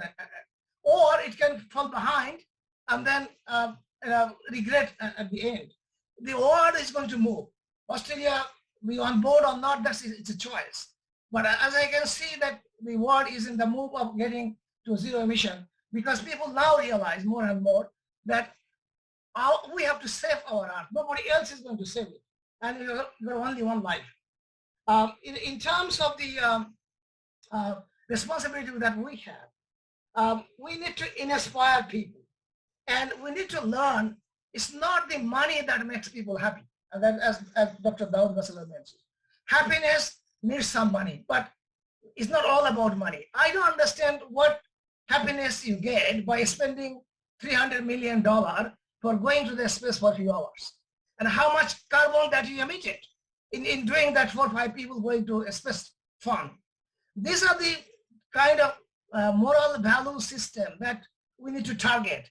The people should be concerned about human being, not for the personal things. Happiness is something different. If I can help a poor person, a sick person, that should be more happiness, bring more happiness to me, then I can spend $1 million for fun, for one day or two. So this value system, ethical system need to be changed. And we, in this continent, Australia is a huge continent. Just today there is a news. New South Wales new premier said Australia need 2 million more migrants. 2 million more migrants to go the economy moving. Now that's, Australia has currently has a target of 100 and something $1,000. That's 1,000 migrants, but they are not coming because of the COVID. So the New South Wales government, which is a conservative government anyway, they're asking for more migrants. So if we want to take our economy should not be only consideration for a nation. There are much more important priorities like saving the environment, like reducing the carbon, and like the well-being and happiness of the citizens. Somehow the Western influence capitalism has taught people that we only need money to be happy and to be successful. And that Islam does not admit that. Islam, in a question, a series of questions, one of the companion asked to Prophet Muhammad, peace be upon him, he said that I want to be the richest person of the world. So what should I do? The answer was, if you can content yourself. If you can content yourself, you can be the happiest person if you have only few dollars. But if you cannot content yourself, you will be unhappy, like the owner of Amazon, whose wife just left or whatever happened. So thus happiness is not related to the money. So I thank the organizer for that, and I wish that the COP26 meeting will be successful. It will give an endured future for this world and future for the generations of human beings will come after us. Thank you very much. Assalamu alaikum. Alaikum salam, Professor Dr. Shah Jahan. I think you have just highlighted a few important points, especially the impacts of global warming and climate change, the concept of maqasid sharia to eliminate harm due to climate change, and in the Australia, how the policies of government, especially the foreign policies and domestic policies pertaining to economics and politics, must be re-evaluated in order to make a change, and the practical solutions from the Islamic perspective on how we should evaluate the philosophy of life and philosophy of happiness. So now our next speaker is Dr. Kuntal Goswami. Dr. Kuntal Goswami is a multidisciplinary professional, academic and researcher. He founded the Australian Centre for Sustainable Development Research and Innovation, ACSDRI, in 2018. He publishes and co-edits the Blue Planet magazine. He teaches in universities, higher education and vocational sectors. His teaching and research interests are in accounting and finance, investment analysis, taxation, accounting information system, marketing management, responsible business practice, entrepreneurship and innovation. He runs an IPA accounting firm, Accounting and Business Care, since 2018.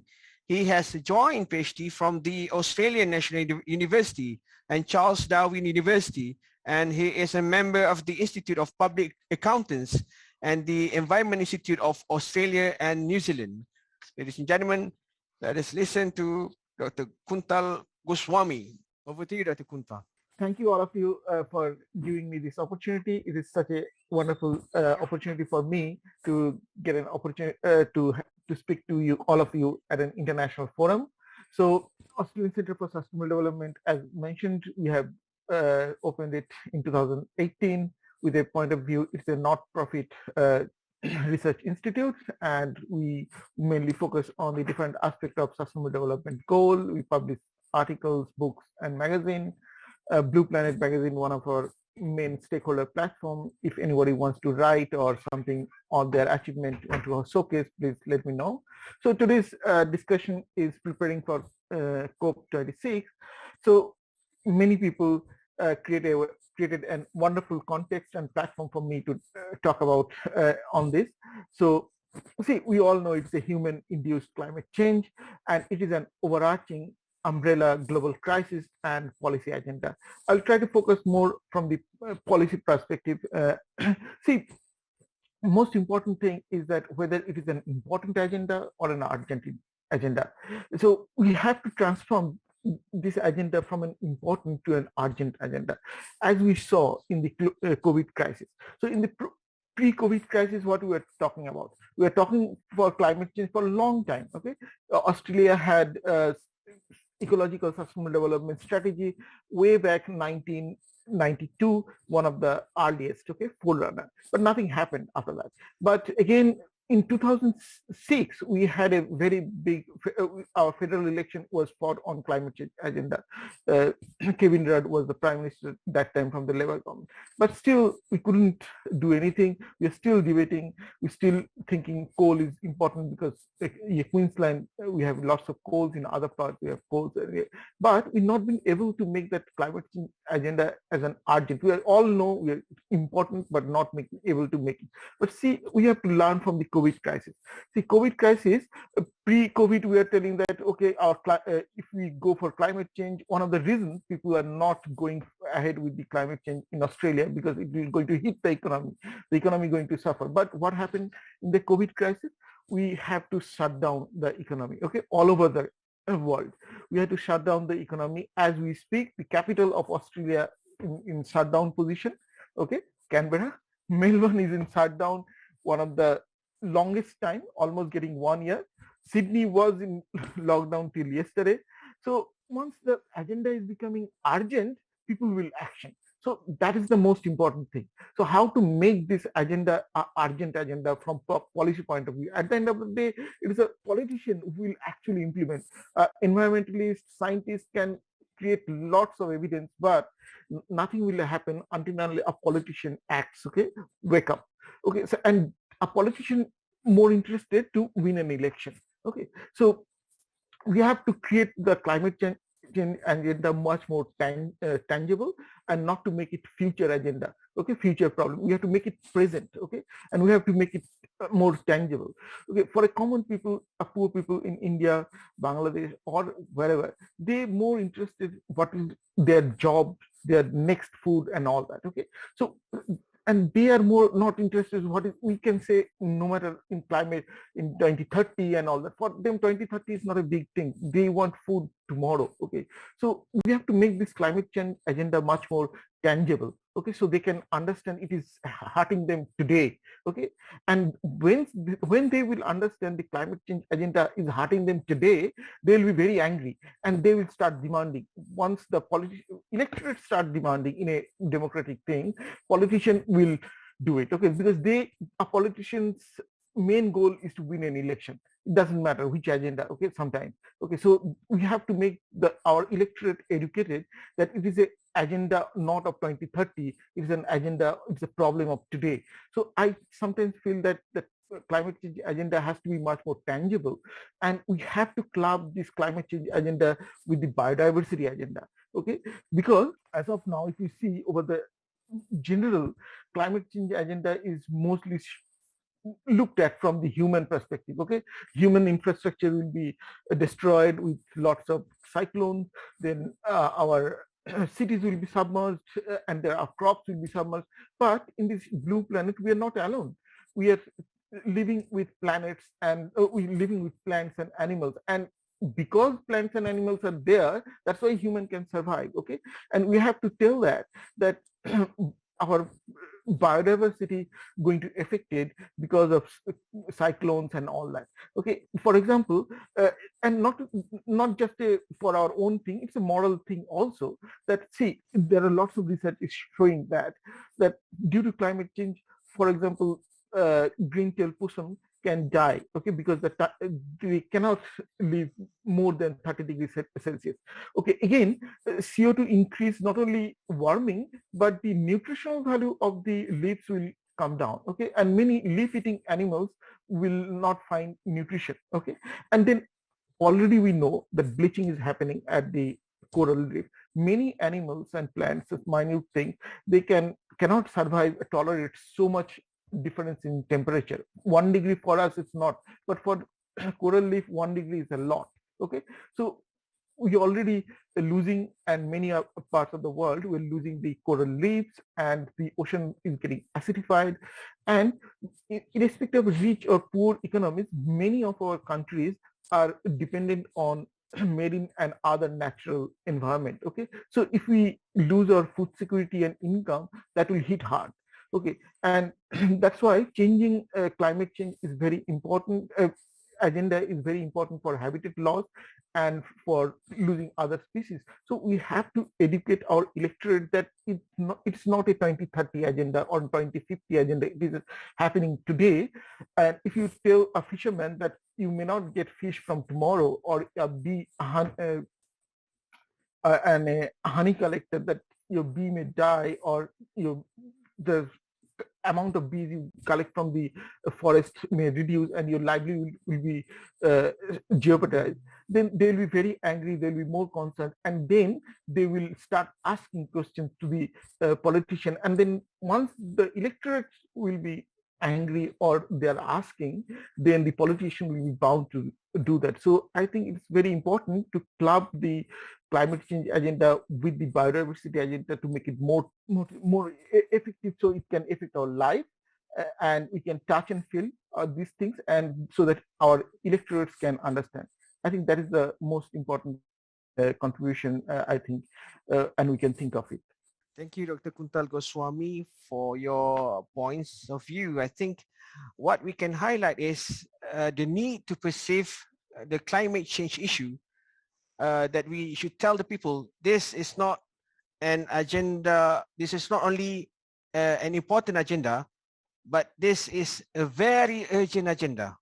So if you tell the people, oh, we have targets for 2025, 2030, 2050, so people will be quite relaxed because they think that these targets is far away. But if we tell the people, this target, this issue is very important and you need to do something by today, not tomorrow, not the day after tomorrow, not after a couple of years, but you need to take action now.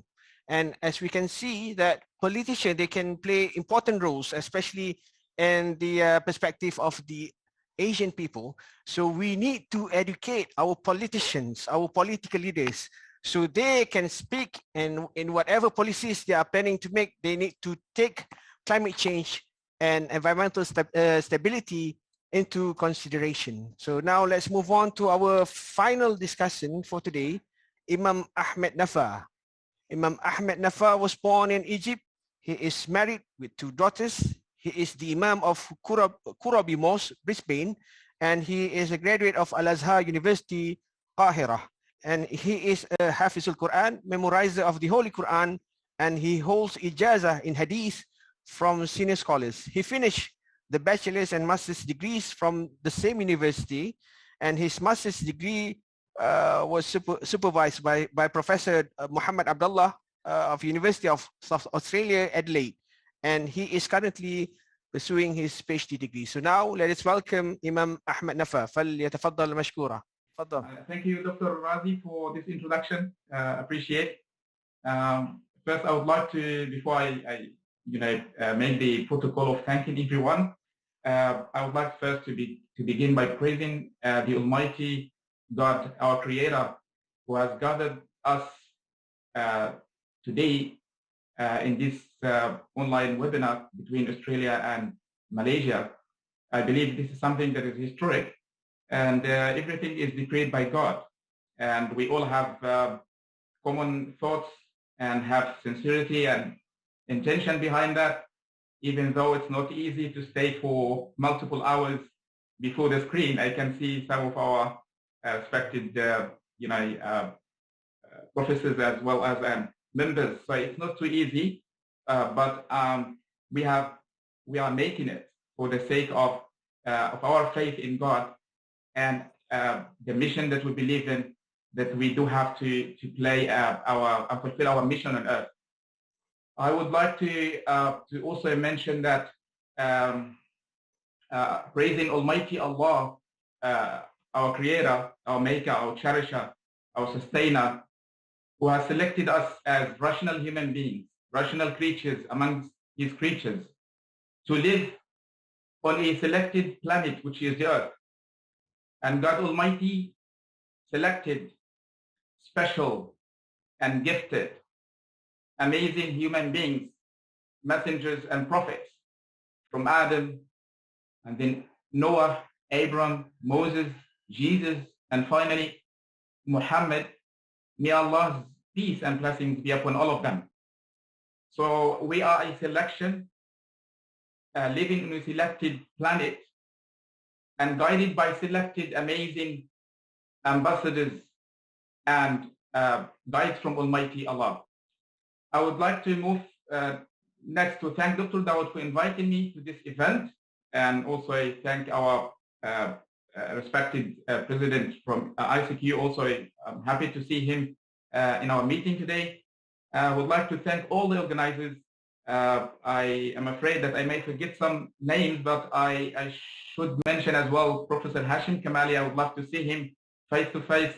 Thank you, and I really appreciate, and we are inspired by the time that you spend sitting, all these hours. And also my thanks to all the associate professors and the academics, our female ambassadors that we have here today as well from Australia, and all the genius, skilled members and speakers that have shared a lot of information in this session. I wouldn't take long time because I have seen the time has been shifted, and hopefully, we can finish as early before, everyone commitment. What I can say in just 1-2 minutes, in addition to my day-to-day responsibilities and duties as Imam, serving multiple thousands of people on a daily basis, on a weekly basis, and sometimes also in a big gatherings yearly, I do acknowledge the role and responsibility that Imam is taking on his shoulder, and the duties that he can fulfill, the impact that he can make on people to change their lives. Yes, there is a level for us as Imams to do. Sometimes we could say most of the times we don't have that capacity to deal with politicians or with governments, which is your job and role to do it as academics and professors and scientists. But there is another part of the equation, which is that the people themselves, who are more than the politicians, who are majority than those in powers, and they can share their voices and opinion. And I do believe that there is freedom there, that people can do it, but sometimes it is compromised. So I would say that we have got a lot of information today, and also from both sides, from Australian and Malaysian, and I've seen amazing skills from our brothers from Malaysia as well. They are specialists, they are genius, and may Allah reward all of you. My prayers and du'as for all of you, for your time, for your mission, for your purpose. This is something that is really important, and this is what I am concluding with, which is the importance of spiritual inspiration. My specialization is in Islamic studies, religious studies, as well as some particular disciplines in Maqasid al-Sharia, the Sharia-based higher objectives of our religion. But I do have some interest in humanities and sociology as well, that when we measure the awareness of people, sometimes people do have the awareness. They do have the awareness. They know what the impacts and the negative consequences of consumption and carbon emission and all of these things. But where is the drive? How can they be moved by that? And I play that faith, is playing a big part in that. So, which is for us, from our perspective as well, we do have a lot of inspiration and guidelines in the Quran. I did give some talks in some of the conferences, as well as some khutbahs in our mosque, that the stewardship that Almighty Allah, our Creator, is decreeing upon us which is a favor. It's an honor. As I mentioned, we are selected human beings. So if we look up to this and we understand the responsibility and the honor and the gift that Allah Almighty is giving to us, this is something that will help us carry on and keep up, maintain our progress in these aspects. I don't want to take long time, but I can share with just a very, very short story from which an idea I've got, because I would say that there are some aspects that climate change advocates and academics, they need to help the Islamic the schools in general, and even the imams, they can share some mold and simplify some curriculum for the schools to study. I was just recently reading with my daughter a very short story in just 1 minute, and then the story is in Arabic. I was reading with her. There was an elderly farmer. He was planting multiple trees. His age, you could say 70, 80. If you look at him, maybe you don't expect him to live that much. But people approach them and they ask him, why are you planting all of these trees while it will take multiple of years for you to harvest the fruits? And you imagine, what did he say? He said, those before us, they have planted for us, and we have harvested, and we have enjoyed and ate the fruits from these trees. Yes, I am leaving very soon, but I have to fulfill the same mission to plant for those who will come after. This is 2 minute short story, but very sweet one. So, which I would say that, we need such some stories, some inspiration. Would say we mold some short units for Islamic schools to present, to the students according to their age, different ages. How can they play and what can they do with regard to climate change? And as we learn in the seerah, the biography of the prophets of Allah, is that there is more hope. We have to expect hope from all, but there has been more hope with youth than those who are adults. It's very hard to change people at old age. Of course, we mustn't be negative, but there is a big expectation from our youth and young generations that they can stand up for what we are doing. Thank you very much, and forgive me for the time taking that long. And it's my absolute pleasure to join you today. Assalamu alaikum wa rahmatullahi wa barakatuh. Alaikum salam wa rahmatullahi wa barakatuh. Thank you, Imam Ahmad Nafa, for your points of views. I think what we can conclude from the discussion session, we can say that a holistic transformation towards environmental stability should be promoted, and this transformation entails intellectual, emotional, political, and cultural aspects, as well as harnessing religious values and traditional wisdom. And everyone should come together and play their roles, because we are running out of time. So, ladies and gentlemen, well, the final presentation from Imam Ahmad Nafa, we are now at the end of our discussion, and now is the time for the interactive session. We have approximately 30 minutes for the Q&A. I will be reading the questions from the participants from the Facebook page in Zoom. And now we already have 2 questions, and the technical team just informed me that we won't be allowing any more questions, and we will just be discussing on these 3 questions. So the first question is, how can we deal with the problems that the most politically influential faith actors in the West, evangelical Christian, reject climate change, like the Brazilian president in Australia, Australian Christian lobby, and in the US, while 62% of religiously unaffiliated US adults agree that Earth is warming primarily due to human action. Only 35% of US Protestants do, including just 24% of white evangelical Protestant.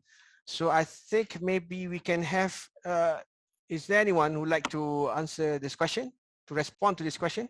The question is from Fadla Wilmot. Can we have Mrs. Philippa Rowland to answer this question? Is it okay? Yes, I'm happy to give it a go. Oh, yeah. I'm happy that. I think there's a deal, there is a tension, and I think there is a need to act with urgency, and yet we also need to act with respect. I think when we are tackling people of other faith, we should be careful not to name or blame their faith, because it is the actions of the individual informed by their faith. And we need to somehow make that distinction so that we don't go back down some bad habits of naming and blaming the other. So I've found that there is a great variety in people's responses, and it's almost, forgive me saying this in an Islamic discussion, but I was brought up to know that the difference between men and women meant they had different roles, but it didn't mean that their attributes and calibers were different, were lesser one than the other, that both were needed. Some faiths believe that heaven is not connected to life on earth. And so I think for some of those religions who believe that what we do in this lifetime doesn't matter, then their call to be responsible stewards is less than it is for many of us. Most religions I've looked at, when you read deeply in them, most of them feel that humans were given great gifts, and with those gifts comes great responsibilities. And that is the ability to respond to the cry of the earth and the cry of the poor, as Pope Francis says, in responding to what the planet is calling for us to do as humans alive today. It is our generation. It is the next 10 years in which what we do will make or break the future of life on earth, not just for humans, but for so many living creatures that share this world with us. So I'm not sure that's answered the question, but it's my response. Professor Shah Jahan has his hand up and might have a better response to follow. Yeah. Please, Professor Shah Jahan. Yeah, thank you, Lisa. I agree with you that no one should respond a bad word with another bad word or the worse word. That will complicate matter further. And that's the teaching of Islam as well. Maybe other religions teach the same thing. Evangelicals, obviously, there is a small group. Fadlullah is correct on that, but they're not alone. There are groups in the political circle, likes of Trump's and Shabistan Kurds, who just resigned or stepped down. And there are many others in politics. Their belief is somehow superficial, maybe superior than others, as they might think. And the media, section of the media. So they are, there's a question that whether they are deliberately doing it or they are doing it from their faith. So if people, of course, they have the right to voice what they believe in, what their views are. But people like us who think that that is not the right way of dealing things, we should engage with them. We should engage with them in a friendly way, try to understand their viewpoint and communicate the way we think of. So just by criticizing will not make any difference, but engaging with them may change things. Okay. Can we invite Dr. Goswami, your point of view? Yeah, see, one of the reasons I think we can engage the people who are skeptics. So the problem is the skeptics, isn't it? Even for this COVID case and all that. Sometimes if we can tell them that their livelihood will be at stake, I think many people will start thinking differently. Okay, it doesn't matter whether it's this faith or that faith, everybody have to eat food. Okay, so if we can tell them that it is more tangible, your livelihood will be affected, your house will be blown away, they will start believing it definitely, because everybody needs their livelihood to there. Okay, whatever they are doing today, because they earning, and then only they can get energy to even to protest also. Even to protest also you need energy to go and protest. So we have to connect with their livelihood very easily, and then they will start understand. I think so. Okay, thank you, Dr. Goswami. I think the key message is we should act with respect and not to be judgmental and not to do any naming or blaming. And we should understand that environmental stability is the issue of everyone. Everyone should take responsibility to overcome this issue. And let's move on to the second question from Tommy Chiu Kong. Tommy Chiu Kong, he said, I am an officer with WWF that does a lot of awareness on climate change with coastal communities. I am a Christian, but I had used Quranic verses to share the importance of faith to drive a sustainable future. Does anyone have any advice to combine science and faith in future climate change adaptation measures? So anyone like to be the first respondent? How we can combine science and faith in future climate change adaptation measures? Maybe I can invite Dr. Daud Batchelor. Okay, is it the second question, is it? Yeah, this is the second question. The question is, how can we combine faith and science in future climate change adaptation measure? Well, yeah, like, you know, Western science, it tends to leave out the spiritual aspect because it's basically promoting the idea that you can only believe what you can detect with your senses. But that doesn't mean that we negate the unseen. So as you know, people who are acknowledging you know, the creation of the universe by God Almighty, we need to look at it from a spiritual level through our readings of the scriptures to know the purpose of God's creation and our role in it. So we can develop an understanding of the big picture whereby mankind is like a microcosm of the universe. And this concept of, which is part of Islamic teaching, the unicity of the universe, of the nature, allows us to feel empathy with the creatures that Allah has created. So we know that they're all praising Allah subhanahu wa ta'ala in their own way. So I believe then when we have a respect for the creation of Allah subhanahu wa ta'ala, then we are developing a better relationship in harmony with nature. And this is good for our own personal being, our purifying our hearts, that we can you know, promote the well-being of not only humankind but also you know, God's creations and the planet and universe in general. So this will be my suggestion. Okay. Now I would like to pass to Mrs. Philippa Rowland. Thank you very much. A few years ago, I took part in several ecosystem services forum in Oceania.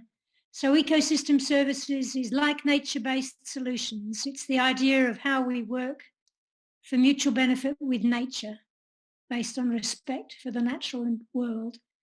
And I wrote a paper which was called Ecosystem Services and Faith Communities in Oceania. And it was looking at the plight of the South Pacific.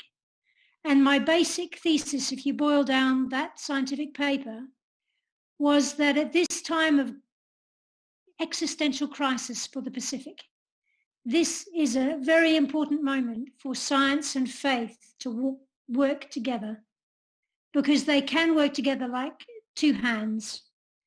And in this case, in a practical sense, there are many faith communities in the South Pacific, and they are scattered and diverse. There's an opportunity to coordinate faith-based support in the Pacific region by coordinating across faith groups the outreach into the Pacific. You also have scientific communities who may want to come and do research projects that can help communities deal with salt incursion into vegetable plots in vegetable gardens on islands that are being affected by rising sea levels. You might have scientists that can work on more productive farming systems. And if those outsider scientists coming into a community in remote Pacific islands, if they had the support of a local imam or a local priest who has the trust and connectivity with their community, I can tell you as sure as anything, that journey of combining science and faith on the ground, the practical outcomes, can be greatly eased by developing these relationships between those two worldviews, which are not separate. They're just like the left and right eye looking at the world. Science and faith can be congruent, and we need to be working in these ways to collaborate to make the best use of the time we've got. Thank you. Thank you, Mrs. Philippa Rowland. I think now I should invite Mr. Habib Jamal. I think the Christian brother just asked how he could use Quranic excerpts to explain his climate issues. And I think with respect, Professor Dr. Wan Ramli's talk this morning had many references to Quran, which the Christian brother could use effectively. Thank you. Thank you. Now I would like to invite Mr. Yusaimi. Okay. For your information, actually, Grass, we have a discussion with WWF UK regarding our module for Islamic Environmentalists plus Science content, which published by IAIS, the Lashkar Alam, Dr. Razi, if you remember. Of course. But the best part, we're waiting for the UK response for WWF local contact. So if possible, contact us directly. We can discuss on the module itself. Thank you. Okay. Mr. Yusaimi, don't forget to leave your email address or your contact number so that the participant. Type there. Okay, nice. And then I think maybe who else will be discussing on this issue? Professor Shahjahan? Just briefly. Just briefly.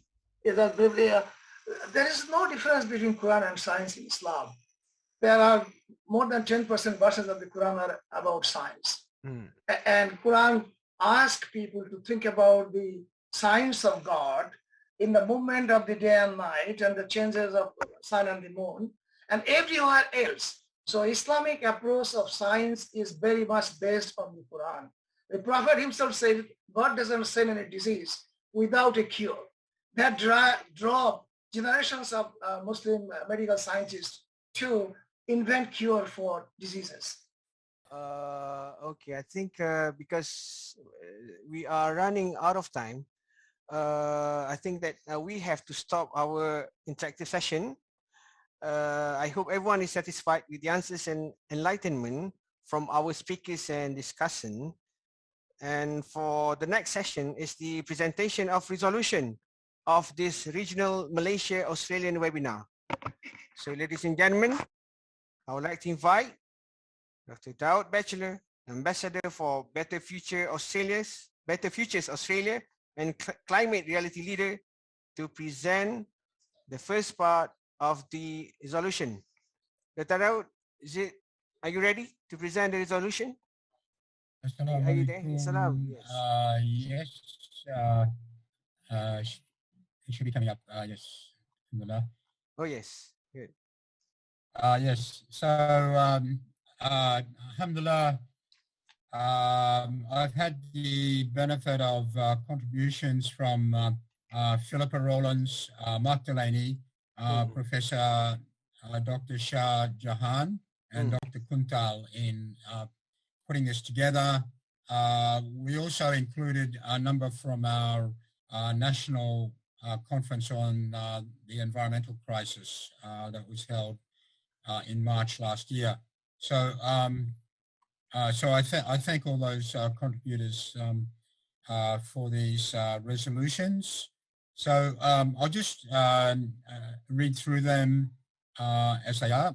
Australian roundtable discussion participants recognise that the world is in a climate emergency. Secondly, governments should note there are an optimum country and individual income and GDP levels to achieve life satisfaction well-being, beyond which additional wealth with consequent carbon emissions has little or no benefit for an individual's well-being. Also, we promote the adoption of the following policies by governments. Develop national plans for ambitious cuts in emissions by 2030, not only by 2050. Malaysia is already doing this. Provide humanitarian support to impacted communities that are transitioning away from fossil fuel-driven industries. Ensure United Nations Green Climate Fund is properly resourced to support nations suffering climate impacts in our region. Promote rapid transition to 100% renewable energy and the hydrogen economy. Seek commitment to no new fossil fuel or deforestation projects. Also mentioned by the Malaysian speakers, respect First Nations wisdom and Indigenous knowledge of ecosystem management. Phase out fossil fuel cars by 2030. Place a carbon tax on long-haul flights. Require carbon labelling on foodstuffs. And restrict 2-for-1 advertising, which encourages overconsumption. Thirdly, request leaders and members of all religious organisations and institutions to create awareness about the seriousness of climate change and encourage followers to play positive, active roles in the light of religious teachings, to understand climate science and what steps governments and people can take to reduce carbon emissions through economic and environmental action plans, support and get involved in civil society working to transition to the eco-friendly economy and raise awareness, and request imams take the initiative in khutbahs to spread and reinforce the message that God-conscious people need to act as God's custodians of the earth. In this respect, I just mentioned that Green Faith International are promoting Action Day on Sunday the 17th. As Muslims, we are promoting holding of khutbahs in mosques this Friday. Imam Ahmed Nafa will be giving part of his khutbah on this topic of the role of humans as environmental stewards and the need to take action on climate change. Fourthly, we encourage our religious institutions and community organisations to reduce our carbon footprint by, among other measures, shifting to renewable sources of energy by installing solar power panels where possible, choosing electricity providers that do not invest in fossil fuels, reducing the use of plastics in our functions and eliminate use of styrofoam takeaways and other one-time use products that cause environmental hazard, forming eco-awareness committees in schools made up of teachers, students and parents and school board members. Through our number 5, through our places of worship, schools and community organisations, educate individuals on how to reduce wasteful consumption and carbon emissions by adopting lifestyle changes to purchase smaller homes, cars, equipment where feasible, purchase electric and hybrid cars, purchase more items from opportunity shops, buy second-hand, which is mentioned by Mark Delaney. Before buying, you ask, is this a necessary item or just a non-essential want? Avoid israf in all consumption and be moderate in our lifestyles. Reduce red meat consumption and increase vegetables and fruits in meals. Purchase local foods rather than imported foods. Reduce electricity consumption by minimizing use of air conditioners and heating. Where possible, walking for short journeys, riding or using public transport for journeys of less than 20 kilometers, and only traveling by flight when necessary. High net worth individuals should try to spend less on big cars and enormous houses and piling up material wealth, and highlighting the purification of one's soul through seeking contentment with one's situation rather than satisfaction from excessive material goods. Parents should consider reducing the incidence of large family sizes through burst spacing while avoiding unnecessary consumption. And we appeal to all experts, intellectuals, writers, journalists, academics, researchers, members of civil societies and non-government organizations to educate people to understand the severe impact of carbon emissions on our Earth and everything on it, and put pressure on the political leaders to act urgently to achieve zero carbon emissions as soon as possible.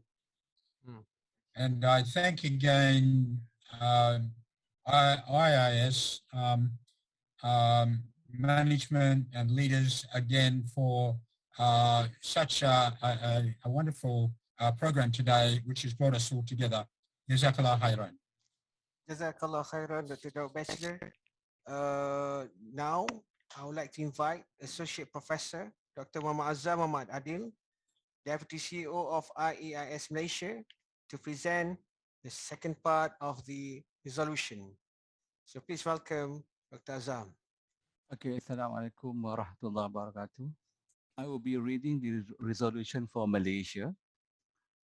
First, Malaysia needs to seriously adopt renewable energy to reduce its reliance on depleting fossil fuels and consider alternative energy sources with low or zero emissions. Second, the region offers invaluable lessons in the ethics of environmental protection. Region's institutions should be at the forefront of the campaign in reducing carbon footprint. 3, the Malaysian government has pledged various impressive measures in curbing carbon emissions. This includes the unconditional reduction of 45% carbon intensity based on GDP by 2030, net zero GHG emissions earliest by 2050, and the establishment of the GHG Inventory Center. 4, international cooperation between countries is essential to address climate issues. Cooperation should include exchange in expertise and funding. 5th, Malaysia has yet to develop its own national hybrid and electric vehicles, EV. The government needs to impose tax exemption to both hybrid and EVs in order to encourage more people to purchase and use carbon neutral vehicles. 6, nature-based solutions such as preserving and restoring the existing forests, peatlands, wetlands, and other natural carbon sinks, including growing more trees, must be accompanied by the reduction of fossil fuels. Additionally, cutting the global methane emission from agriculture should become a priority as it's more potent GHG compared to carbon. 7, conventional risk-benefit analysis needs to be supplemented by system thinking tools in order to propose a broad range of mitigation strategies and measures. 8, it is high time for the establishment of a special parliamentary committee on environment, climate change, energy and technology as announced by the Parliament Speaker in 2019. The committee needs to become a coordinator of multidimensional strategies of curbing climate change impacts in the country. And last but not least, other than technology, the role of religious institutions, education, and mass media are also important in building spiritual awareness. There is also a need to motivate private sectors with awards for innovations and add costs to non-compliance industries and consumers. With that, we have completed our resolution. On behalf of IIS Malaysia, the main organizer or sponsor for this event, we would like to thank again our respected speakers. From Malaysia, Professor Dato IR Dr. Wan Ramli Wan Daud, Dr. Shaikh Muhammad Saifuddeen Shaikh Muhammad Salleh, our distinguished guests who had our officiating speech, Professor Dato Suri IR Dr. Zaini Ujang, Mr. Yusaimi Muhammad Yusof, and also our presenters from Australia, Dr. Daud Batchelor, Mrs. Philippa Rowland, Mr. Delaney, and also our discussant from Malaysia, Associate Professor Dr. Zul Ilham Zulkifli Lubis, Mr. Fauzi Omar Bashir Osman, and Dr. Ahmad Badri Abdullah. And also our discussant from Australia, Brother Habib Jamal, Lisa Cliff, Professor Dr. Shahjahan Khan, Dr. Kuntal Goswami, and last but not least, Imam Ahmad Nafa. We would like to thank our collaborators, Better Futures Australia, and Initiative of the Climate Action Network Australia, Australian Region's Response for Climate Change, Multifaith Association of South Australia, and Islamic Thought Legacy and Renewal Group, and all the participants and all the men behind this successful RTD. On behalf of the organizers, we would like to thank everyone, and please apologize for any shortcomings. Till then, inshallah, we try our best to do the best for the earth. Thank you. Assalamualaikum warahmatullahi wabarakatuh. وعليكم السلام ورحمة الله وبركاته. جزاكم الله خير إن شاء الله. وعليكم ورحمة الله وبركاته.